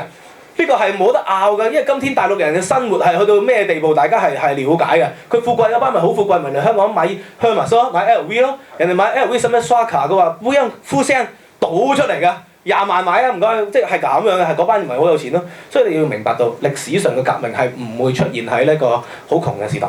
文革我哋冇革命啊，北韓今天都冇革命啊，點解啊？古巴都冇革命，唔係革唔起啊，因為窮係唔會導致革命啊。窮咪大家一齊覺得窮咪好正常咯，你個生活由細到大都好窮啊。幾時會革命啊？我好窮，隔離嗰條友好有錢啊！貧富懸殊先會導致革命啊！所以今天中國大陸嘅政權能夠維持咧，係建基於經濟過去嗰30年嘅高速增長。過去呢2年開始放緩，唔係我預測佢會冧，係中共自己都會講。溫家寶話再不改革就會亡黨亡國。習近平行出嚟雷厲風行，係咪啊？話如果唔再講，從根度爛起。連佢哋自己當權者咁講啊，李瑞環話前呢個嘅政協主席李瑞環，佢話中國共產黨名存實亡啊，應該改做社會黨。如果唔係就會被歷史人民唾棄，係佢哋自己相信佢哋會好快亡，喺呢幾年就亡，經濟着陸就會亡。咁所以今天習近平點解一上台就雷厲風行啊嘛？係咪啊？個道理就係咁樣噶嘛。咁所以如果香港一旦搞起上嚟，如果遇啱中國大陸嘅經濟繼續放緩，咁佢係唔合理地繼續維持到落去嘅，連習近平、溫家寶都相信係維持唔到落去嘅，係咪？佢公開講話都相信喎。佢私底下，大陸今天有1000萬以上身家人，有30幾%已經攞咗外國護照，有40幾%申請緊外國護照，仲有20幾正積極考慮申請外國護照。佢哋係冇人相信自己國家可以繼續維持到落去嘅，即係你要相信你係要有數據拗嘛。有1000萬以上嗰啲人咧係冇人相信，一個都冇，係咪啊？習近平所有屋企人都喺英國、美國，佢所有表親都喺度，係一個都冇啊！自己都唔相信啊，係咪？溫家寶所有即係親屬關係嗰啲人攞晒外國護照啊，俾人查到佢有90幾億身家啊，俾美國啲人查佢嘅公司註冊有90幾億身家，咁所以佢連自己都唔信啊！咁你仲好相信佢？咁只能夠講係經唔起所有資料考驗嘅。呢個即係同以前啲人帝啊曾鈺成一樣啊，一句説話愛國愛民啊嘛，佢話首先鬆人啊嘛，即係講好啦。以前啊曾鈺成佢嗰陣時話留港建港啊嘛，愛國愛港民主建港聯盟啊嘛，原來佢係同我一個國籍嘅加拿大人嚟嘅啫咁講。即係幾個假設啦，假設佢最後派解放軍鎮壓香港，頭先我講嘅機會都係好低啦，除非佢諗住放棄管治啦。如果真係咁啊〜即係你明白，內地嘅民眾如果最後佢造反係好難嘅。正如烏坎村只可以係烏坎村，點解？因為佢近香港。即係喺烏魯木齊又唔得嘅喎，你明唔明嗰道理？喺呢個嘅喺西藏拉薩又唔得嘅喎，因為佢引起唔到外國嘅注意啊嘛。咁所以烏坎村只可以係烏坎村，因為佢喺廣東省。咁所以咧，你要明白到個道理。如果最後中國大陸亡咧，佢係好難喺內地農村搞起，因為佢鎮壓係冇人知出邊。即係大家睇數字就知，但係你點解會有震撼咧？震撼點解蘇聯當時會倒台？蘇聯倒台前3個月係冇人估計到蘇聯會倒台，全世界冇人相信。美國 CIA 嘅報告裏邊話佢絕對唔會。嗰個報告今天我仲喺我屋企，你可以買嘅台灣書店即係呢個 CIA 的罰與罪呢本書係咁寫，即係 CIA 嘅內部報告，佢話絕對係唔會係冇可能嘅，因為係戈爾巴喬夫訪華見到6·4嘅。明唔明個道理啊？因為所有俄羅斯嘅傳媒影住戈爾巴，佢官方佢訪問佢冇理由唔影啊嘛。佢啲市民見到，哇，中國都咁搞喎、啊！佢本來就諗住好威啊嘛，訪問戈爾巴喬夫啊嘛，係咪啊？即係佢報道啊嘛，全球人民睇到，佢自己蘇聯啲人民睇到，佢覺得中國都搞到，有乜我搞唔到啊？咁所以如果假設有一日中國經濟出現咗硬着陸、負增長嘅時候，嗱、呢個你唔好話唔會。因為經濟學話俾佢知，歷史上係冇任何一個經濟體系係唔會經濟泡沫崩潰嘅，係每一個經濟越開放嘅就會越快。香港好最開放啦，全球係咪？被連續10幾年評為全球最開放，10年經歷過3次崩潰啦，98年啦，03年沙士啦，03年我當你天災啦，2次啦，08年啦，呢個嘅金融海嘯啦，係咪啊？2次經濟硬着陸，中國8、9年嘅時期係冇問題，但係今天呢，佢開放程度相當之高嘅咯，已經係加入咗03年 WTO 之後，咁所以03年 WTO 去到而家啱啱好10年啦。我當你慢過香港啦，20年出現1次好未啊？香港10年出現2次啦，咁應該都係不久將來嘅咯喎，係咪？呢個係唔合理嘅，即係你唔同意呢樣嘢，你係要同全球人類去辯論嘅，因為喺歷史上係未試過出現呢樣嘢，係冇經濟體系係不崩潰嘅。咪你如果維持到15至10年咧，就好唔同喎。到時佢而家改革成功嘅，佢又唔同講法。唔係，即係如果佢改革成功，我哋係唔需要爭取啦，係咪？我頭先咪講咯，改革成功咪一國一制咯，係咪啊？唔需要㗎。係啊，個道理咪一國一制咯。咁但係問題，你明唔明點解佢要？喂，你唔想大陸講好嘅？唔係，咁你日日向神祈禱，特登個唔緊好啦。呢個又好容易駁嘅。向祈禱呢個係好容易駁嘅。向上帝祈禱。點解溫家寶、習近平要行出嚟改革？因為佢知道佢自己管治唔到。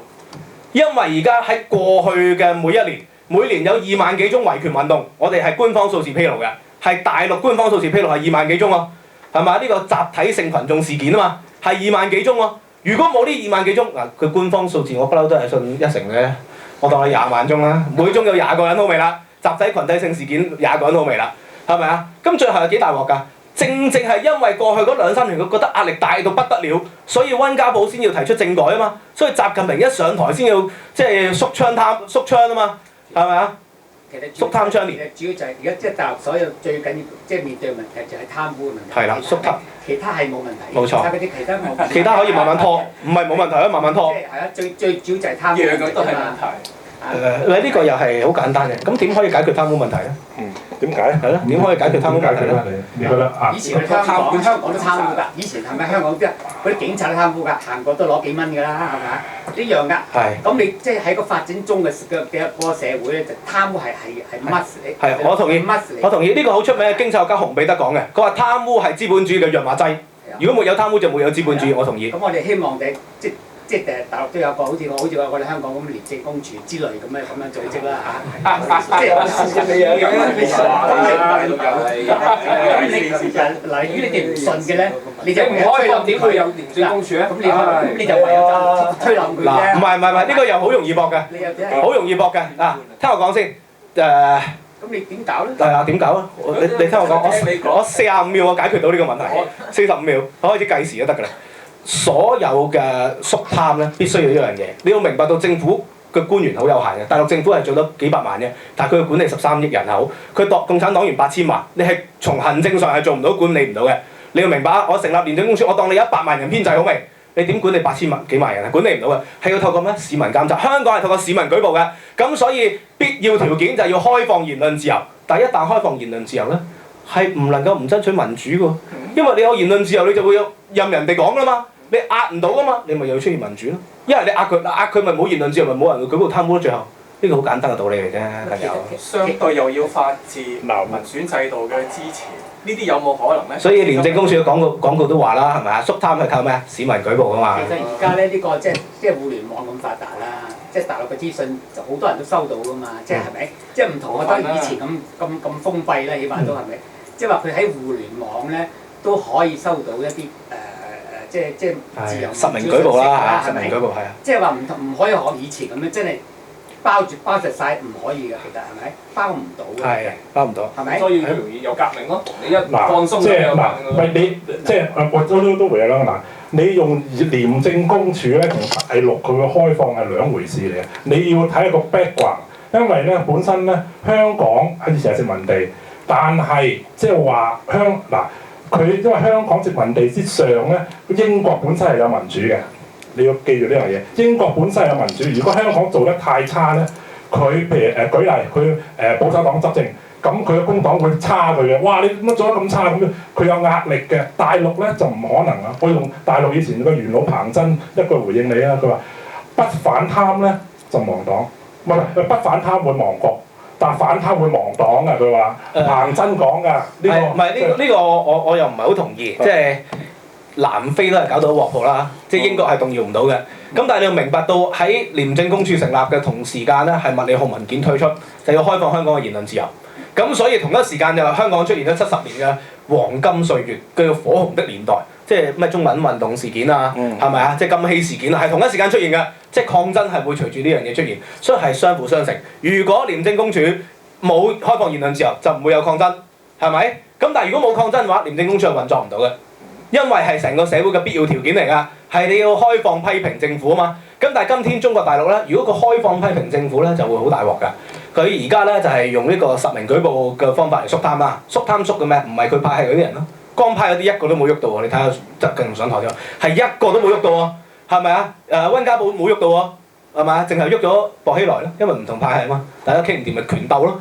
共產黨自出現以嚟就唔係講中國共產黨啊，我講呢個自人類嘅共產黨自出現嚟就不斷內部分裂。因為兩個原因，共產黨係革命綱領啊，就不斷鬥爭啦，呢個唔係最重要。去到今天都內部分裂，係因為利益問題。因為你唔開放政權咧，佢必然有利益嘅牽涉。冇人係願意放棄自己100幾億嘅身家㗎，各位，係咪啊？佢今天嘅肅貪係肅一陣嘅咋，咁去到幾年之後，咪另外一班當權者開始出嚟，咪又再貪100幾億咯。咁你不斷循環咯，呢個就係歷史嘅循環，就叫張居正改革的循環。張居正咧係一個咩㗎？肅貪倡廉最犀利嘅人物喺歷史上。佢一死咗之後，咪人亡政息嘅4字成語就嚟自呢個古仔嘅。雍正係肅貪最犀利嘅，一死咗之後，乾隆咪和珅咯。個道理就係咁啊嘛。你有常識嘅就即係可以解決到呢個問題嘅，有歷史嘅常識係咪啊？咁所以我哋冇錯，可能中國共產黨係習近平假設改革好成功，咪可以延續5年咯個政權。即係延續5年，5年後即係佢哋當佢第2屆當選啦，佢哋咪成為咗既得利益者咯。因為佢而家肅貪係打緊前派系嗰啲人啊嘛，你要明白個道理咯。咁做出嚟條數係靚啲啦。咁但係5年之後、10年之後，咁咪即係隔代欽點第2個人出嚟啦。習近平到時咪可以，即係佢咪成為另一批既得利益者咯。咁到時咪問題咪當遇咗第2次經濟循環嘅時候，我咪頭先講過咪會崩潰咯。個道理就係咁啫嘛。但係即係睇到如果咁樣睇法，即係習近平都係會貪污，佢自己唔使貪。唔係你聽唔聽到人哋講咩啊？我聽佢意思咗咧，就其到時大把錢銀嘅，佢又要保住自己利益啦咁樣。即係你要明白到咧，中國就唔係呢個嘅古代嘅中國。正如咧，今天如果金正恩話要改革開放咧，佢其他將領係唔會同意嘅，因為嗰班友已經守住好多年權力。你要明白個道理啊，係一個人係唔可以寡頭話到事。即係一個人。咁咪係咯，所以佢最後背後咪要，如果佢到時阿習近平話真係要所有肅貪啦，佢咪被推翻咯會，即係共產黨內部太子都咪懟冧佢咯喎，個道理就咁簡單啫嘛，嗰班友個個都肚滿腸肥咯，係咪啊？咁你係一定要透過咩？即係大家覺得係冇辦法管治落去啦，佢哋自己都覺得自己管治唔到啦，佢咪會放棄咯，成班政權，個道理就咁啫嘛。咁即係話似乎即係始終嚟講都係嗰批人統治翻即係中國大陸啦，係咪？我唔明你嘅意思。即係嗱，譬如講清楚啲。第二個俾佢拱低咗啦嚇，拱低佢啲人一黨專政，你諗下啦，一黨專政都係嗰啲黨員啊或者咩啫嘛，其實係咪都係共產黨員呢個？係咪啊？即係話你共產黨呢個思想咧，就永遠你都搞佢唔掂，除非你真係拱冧第二啲人去做嘅啫，喺出邊請埋佢入去做嘅啫。如果你揾翻原來呢班人去做咧，亦都係嗰個模式，亦都係一樣嘅啫。係咪？唔會改變到嗰個模式嘅喎。一個講，一個講。即係我覺得嗰個模式咧，就一定唔會改嘅。只不過係你貪完就到我貪，我跟住到佢。所以除非就要抗爭啦。除非你真係徹底改變嗰個政權，否則嚟講，你始終都係同而家一樣嘅啫。嗱，我想問下啦我，想係你我睇法唔係應唔應該唔係一個問題，講事實，因為今日我嚟同大家講事實嘅。台灣中華民國又好，台灣又好啦，你點稱呼唔緊要啦。佢嘅政權係點樣改變嘅？就係透過民眾嘅抗爭、學生運動，主要係火百合運動係逼出嚟嘅。咁而國民黨有冇亡黨啊？冇，今天仲係執政黨。點解佢哋會放棄權力啊？因為覺得管治嘅太困難。佢管治點樣困難呢？就要萬年國會講起啦。又要講下歷史㗎真係。即係咧，1949年台灣所謂嘅失守撤退之後啦。咁就有啲萬年國會出現咗，就由1949年以前嘅呢個嘅國大代表，咁喺嗰度控制咗成個議會，嗰個從來冇改選過，因為佢係戒嚴時期啊嘛。咁所以戒嚴時期冇改選過個班友咧，就永遠都喺嗰度，佢記得你就喺嗰度土滿長肥，個個都有啲高級別墅住宅蔣介石俾佢哋嘅，係咪有特權？咁再結合埋黑社會，台灣嘅呢個嘅青幫，咁生活得好好喎。咁佢哋點會放棄啫？即係佢哋蔣家政權係唔會放棄，就算蔣經國好有開明思想。佢側邊嘅所有將領係唔會願意放棄，正係因為有民進黨嘅出現咯。佢哋係做啲咩啊？朱高正嗰班教授係點啊？係喺議會裏面打佢咯，打出嚟，直頭拉埋個鐵閘打佢哋嘅，打佢即係喺議會裏邊打交唔犯法嘅，大家知道有免起訴權。嗰班老人家嚟㗎嘛，去到嗰陣時係70-80歲啦，好多都係70-80歲，你咪打佢咯，打佢就唔敢開會，唔敢開會你咪即係佢哋發覺管治唔到落去，咁唔敢開會嗰啲法案咪俾即係出席者咪通過，出席者嗰班咪就係新青年嗰班學生咯，領袖咯，明唔明啊？你係要增加佢嘅管治嘅成本，到佢有一日覺得佢冇辦法管治啦，係咪啊？即係我哋都係喺大陸，即係如果要抗爭都係咁嘅道理啊嘛。你要想辦法搞到佢哋即係個企業係完全冇辦法，即係佢哋嘅貪污企業啊，即係全部都係佢控制㗎，大家知道啦嚇，即係黨控制啦。佢哋管治唔到嘅時候，佢就會冧㗎啦嘛。佢就要佢一係冧。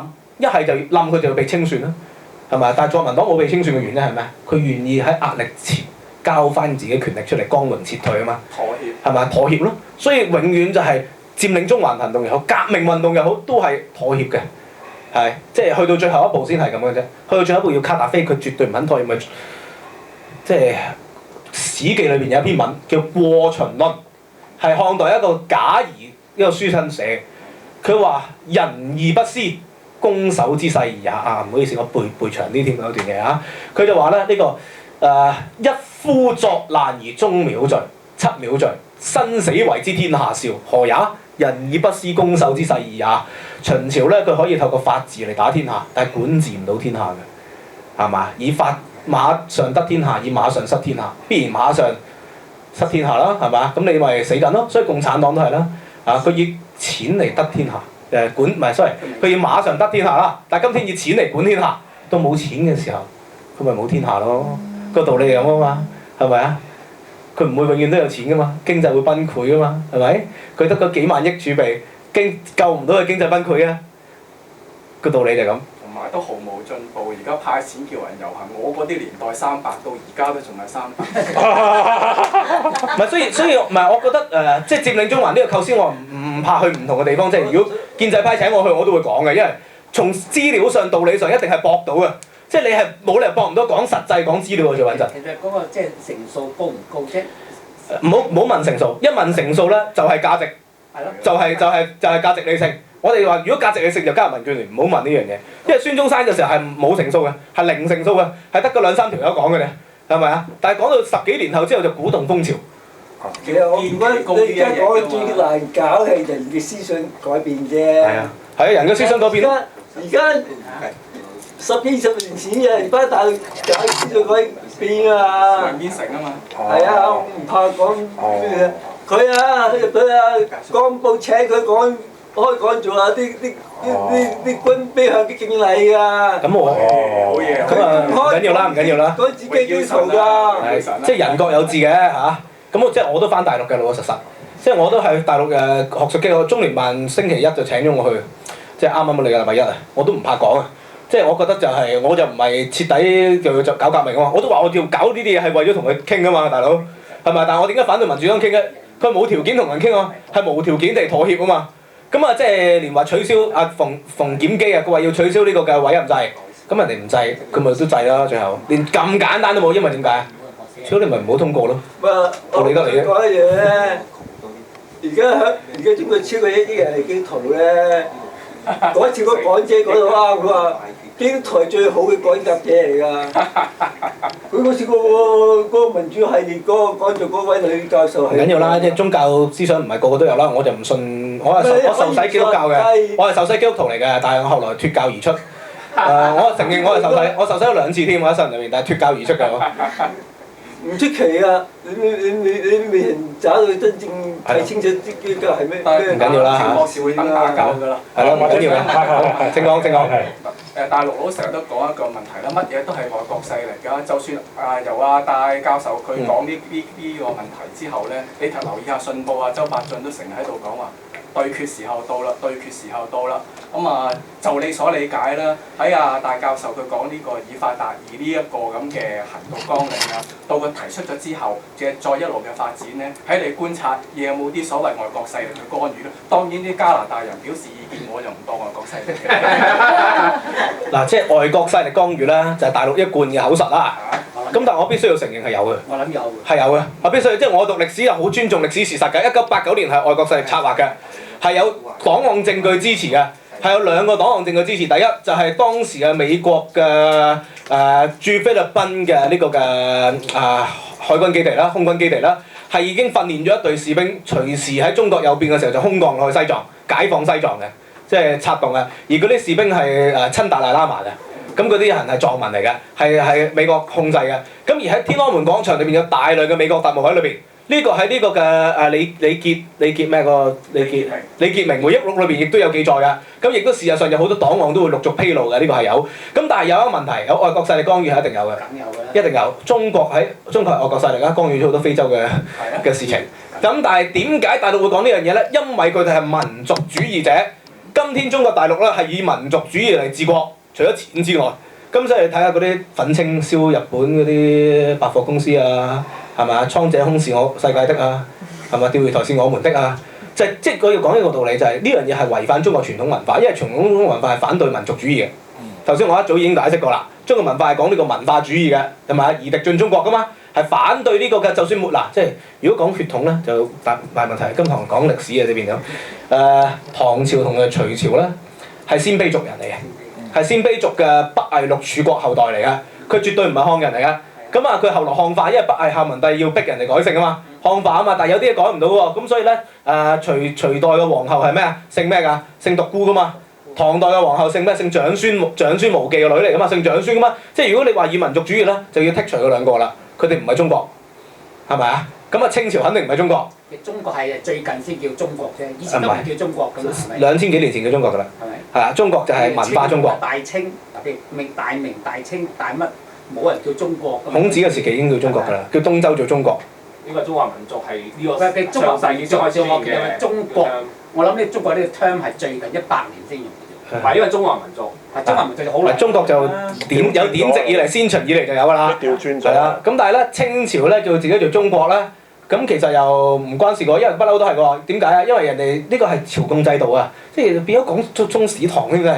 即係朝貢制度係咩回事咧？就周圍嗰啲唔知即係小國民嚟拜嘅，咁佢周圍小國咪4邊都有啊嘛，咁咪覺得自己中間咪叫中國咯。咁呢個就唔關事嘅，就唔係最近100幾年先有嘅。呢個係幾時已經有朝貢啊？知唔知啊？漢代已經有朝貢啦。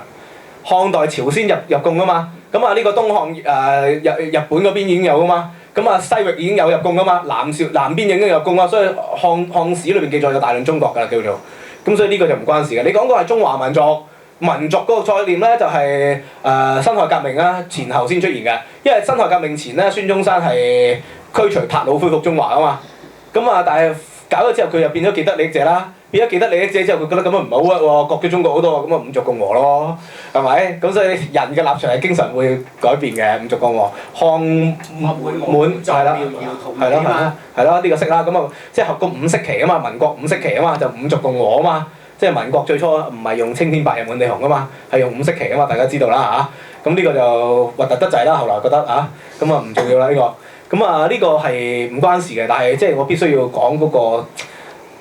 佔領中環嘅問題，就係你唔能夠期望對方會改革，對方改革係因為你嘅動力、你嘅壓力，咁所以咧對方改革當然我會樂見其成啦。如果習近平成為咗一代改革英明者，我會視佢為偶像添，係咪啊？咁但係問題你今天唔逼佢，佢唔 Q 會改革啊嘛。個道理就係呢樣嘢啊嘛。咁所以呢個係冇問題嘅喎，我都係愛黨愛國喎，我愛共產黨喎。如果共產黨變為即係今天嘅國民黨，咁我咪歷史上還佢個公正評價咯，咁有乜所謂啫？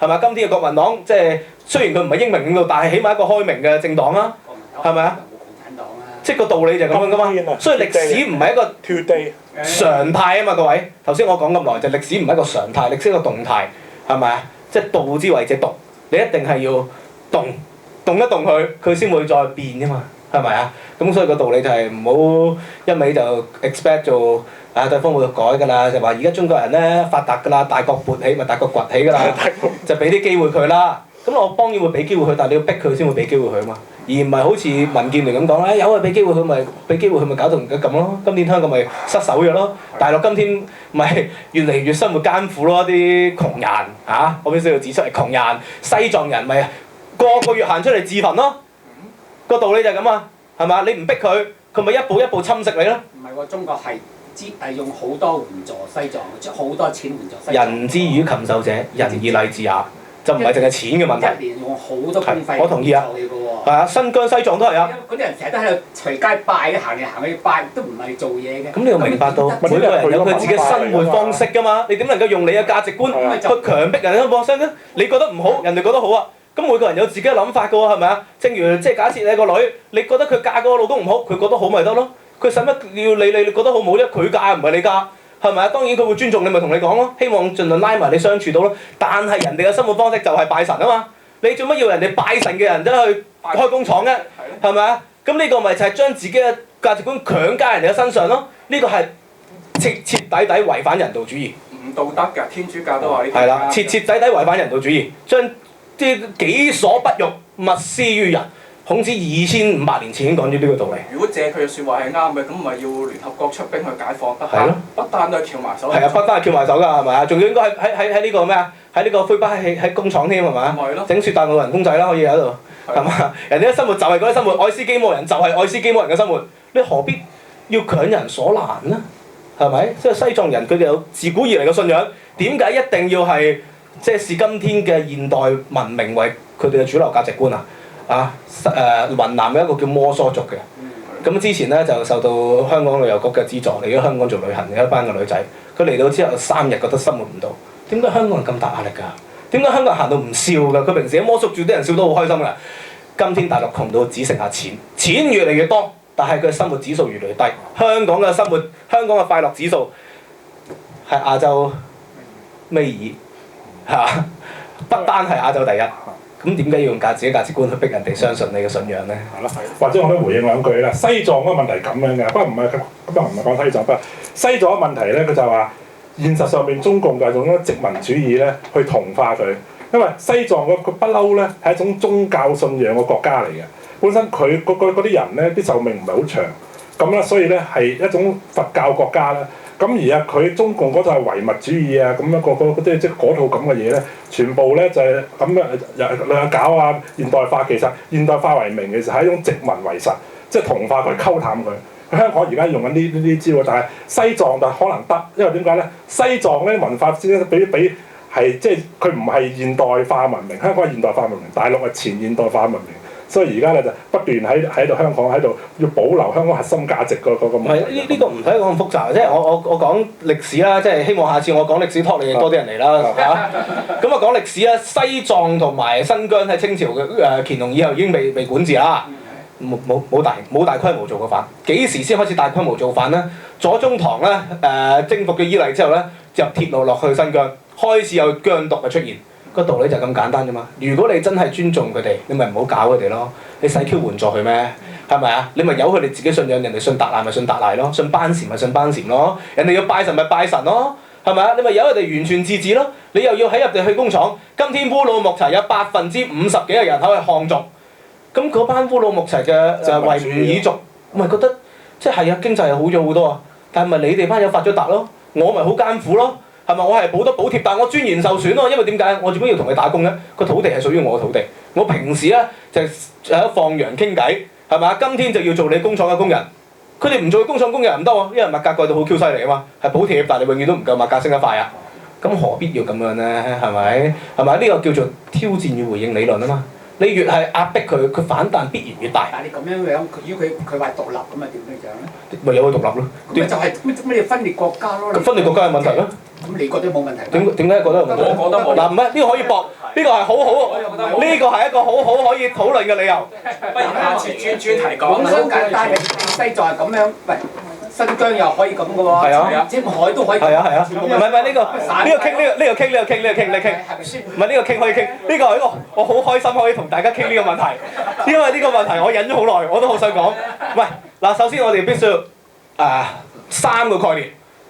第一，國家嘅面積同埋領域咧係唔同時代會變嘅，明唔明白呢個道理先？宋朝嘅中國同今天嘅中國係不同啊，係咪？嗱，呢個第一。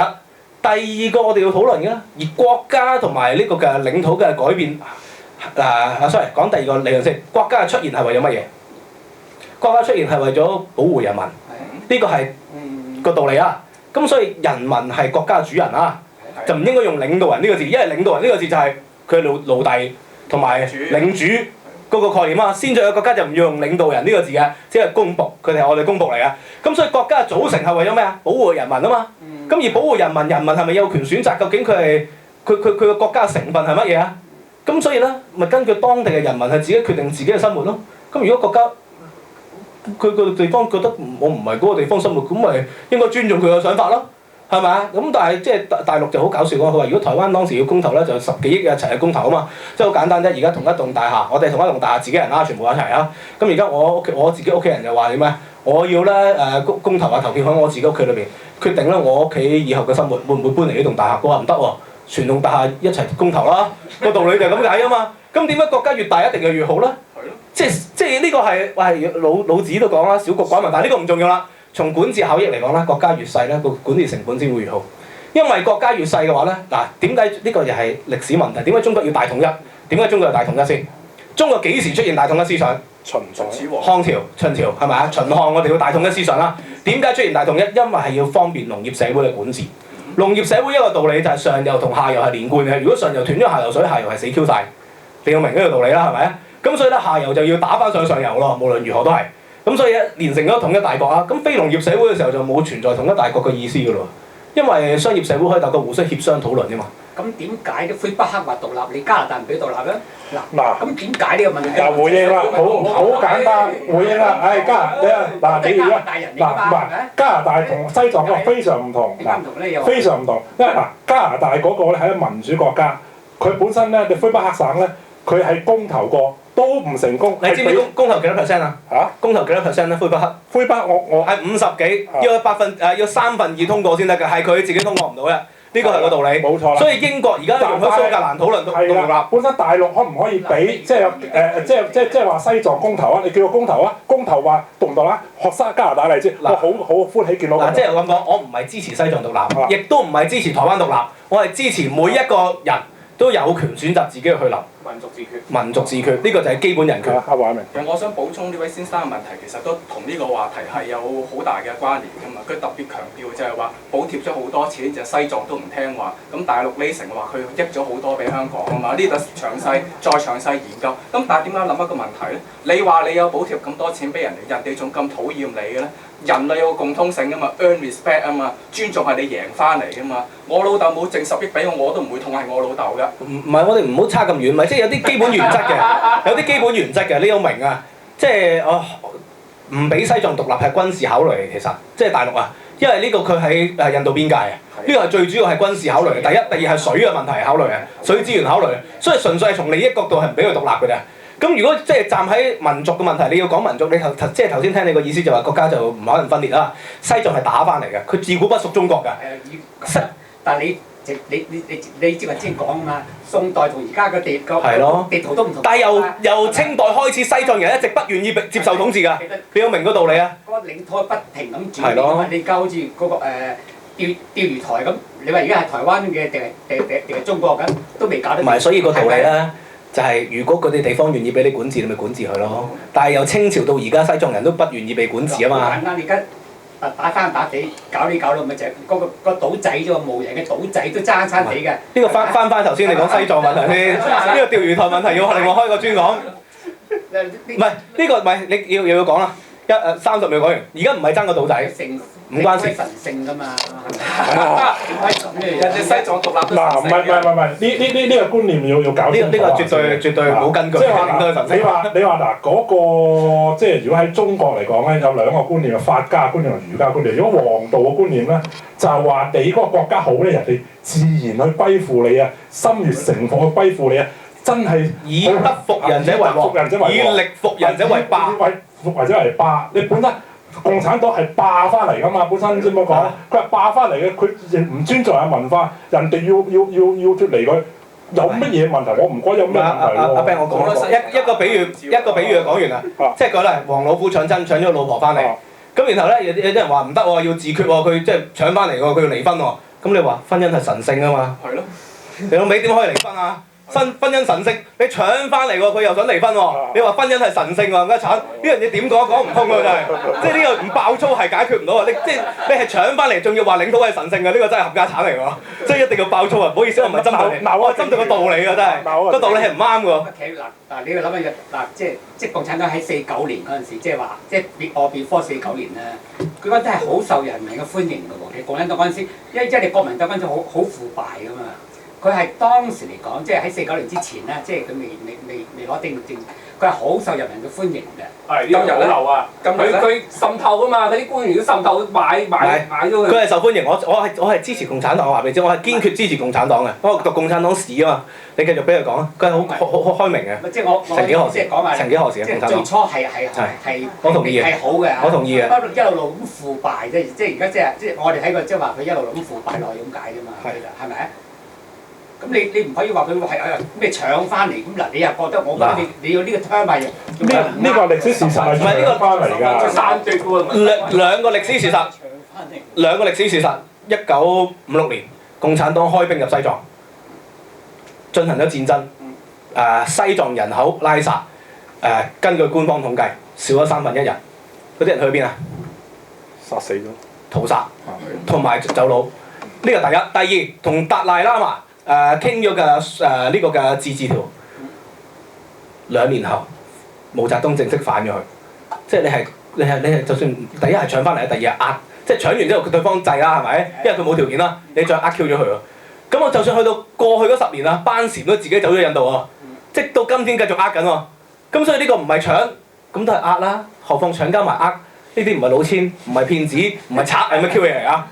香港咪咁情況咯。咁你其實你每一個朝代本身咧都係搶翻嚟嘅啫嘛。本身都唔係係啊，即係佢都係賊嚟啫嘛。係啊，係賊嚟㗎。世宗都係賊。係啊，所有都係賊嚟，但係後來啲人如果願意被統治咁咪 OK 咯。咁但係而家啲人唔願意被統治喎，西藏到而家唔願意被統治啊。你個政權都係搶翻嚟啫嘛，其實。咁但係問題嗱，個政權合法性嚟自咩先？人民嘅授意啊嘛。嗱，即係兩樣嘢，第一係人民授意就係投票啦。如果冇投票唔緊要，古代冇投票嘅就係人民嘅默從。但係今天西藏人不默從啊嘛，個道理就係今天新疆人不默從啊嘛，佢哋係每日出嚟搞嘢啊嘛，不默從到去咩抗爭到去自焚啊大佬，唔係一個半個啊，係每個月都有啊，而自焚側邊有幾多人聲援佢啊？係咪啊？係今天都用啊嘛，所以呢個係道理上係完全講唔通喎，大佬。我又冇理解。下個月我都係聲援佢啊嘛。點解話要共產黨要千秋萬世啊？你頭先自己都講，咪地圖變緊㗎，咁而家西藏獨立出嚟，我唔介意嘅。新疆獨立我都唔介意嘅。嗱，本身咧唔係本身咧，唔係所以即係話嗰個，如果係中國文化嚟講咧，嗰個係一種要黃道一統，係人哋心悅誠服。但係嗱，好簡單嘅就好簡單。一個譬如你一個民族咧，好簡單，你睇下佢誠唔誠服，即係話服唔服你，或者係欽唔欽佩你。好簡單嘅，睇個歷史書點寫就知㗎。睇個歷史書，佢話我祖先點樣嚟嘅，佢唔會西藏唔會由三皇五帝開始嘅，係由松贊干布開始嘅。佢從來都冇，佢根本係另外一個民族，有種形態。點解要即係譬如好似你話好似用結婚嚟比喻，你點解人哋唔中意你點樣強姦人哋咁樣要做嗰個？即係如果我用即係阿趙博士而家嗱，以現代社會嚟講，你哋去申請邊個國家嘅護照已經睇到你嘅國家。唔係你等佢講啦，因為好得意嘅呢啲題目啊。等於你加拿大以前就係嗰啲紅番住㗎嘛。咁你而家咪又係知日咗，咪又係啊，輝瑞哥呢個又係歷史事實嚟嘅，又要講啦。嗱美國都係打翻嚟喎，你知啊，係嘛？侵佔土著喎。全世界都係打翻嚟嘅啫嘛。咁所以咧，所以咪可以俾人投票咯而家。嗱所以國產咪可以投票咯。所以咧，咪加拿大政府咪咩咧？而家優待嗰啲土著咯。呢個但係嗰啲土著係心要承服加拿大政府啊，唔係喺西藏，就好似冇自焚喎。唔知哇啲土著養到肥肥白白，唔知幾好喎。呢個你都知啦，即係咁講，唔使做嘢嘅喎，啲土著嚇，即係而家肥肥白白，咁冇自焚喎，你西藏都自焚喎，咁點算咧嚇？咪個道理咧，啲祭司冇自焚打翻嚟已經係其次啦。頭先我講過，如果人打翻嚟之後，啲人民願意，譬如話香港係打翻嚟啊，但係香港人係願意被管治啊嘛，個道理。啱啊。咁咪冇問題咯。你願意被管治，即係歷史嘅嘢係上一代嘢嚟啦。咁今天西藏人都係上一代即係被打翻嚟㗎啦。咁但係今天西藏人，今天呢一代喂自焚嗰啲好多廿幾30歲㗎啫，你睇下。係咪啊？點解？因為佢都不願意被管治啊嘛。個道理就係、即係加拿大嘅土著、美國嘅土著，佢哋已經係5、6代、10代、8代之後啦。但係佢今天願意被美國政府、願意被加拿大咯。如果唔願意，咪獨立咯。咁所以咪即係塞克咪獨立咯。即係塞爾維亞咪同黑山分裂咗咯。係嘛？咁所以蘇格蘭而家咪又傾緊獨立咯。愛爾蘭就獨立咗啦，大家知道啦，係咪啊？咁所以個道理就係咁啫嘛。點能夠即係如果領土係神聖嘅，漢朝就已經喺朝鮮自散啦。係嘛？出兵收復平壤啦，而家唔好搞咁多嘢啦，係咪啊？越南啊，自唐代以嚟都係中國嘅地方嚟啦，咁出兵打 Q 佢啦，係咪啊？咁仲有即係嗰啲外國人士係嘛？成日講咁愛國，登上釣魚台啦，我私人捐10萬，登上釣魚台。民建聯嘅人如果上釣魚台，我而家即刻捐10萬，係咪啊？咁你做先得㗎，大佬，係咪？咁所以領土絕對唔會係神聖嘅，領土係歷史地變動而來的。咁所以既然可以加，亦都可以走，個道理就咁啫嘛。冇神聖嘅係咪啊？如果有神聖，元朝打到去邊度啊？澳洲咯。元朝打到威尼斯嘅，今天我哋要收復意大利啦。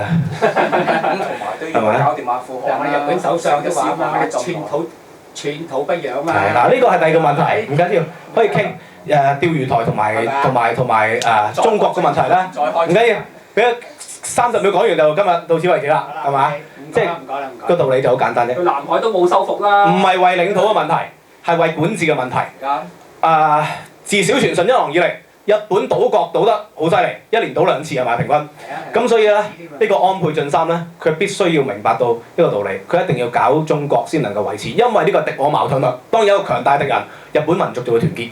咁所以呢個係管治問題，而中國亦都明白到。因為佢係專制管治，人民嘅對中國嘅服從係基於恐懼。佢如果佢對外日本仔都唔能夠強硬起嚟，佢管治唔到中國，所以呢個並唔係領土嘅問題。如果領土嘅問題一早爭咗啦，點解今天先講啊？係管治嘅問題嚟㗎。好啦，我哋今日去到呢度，多謝各位。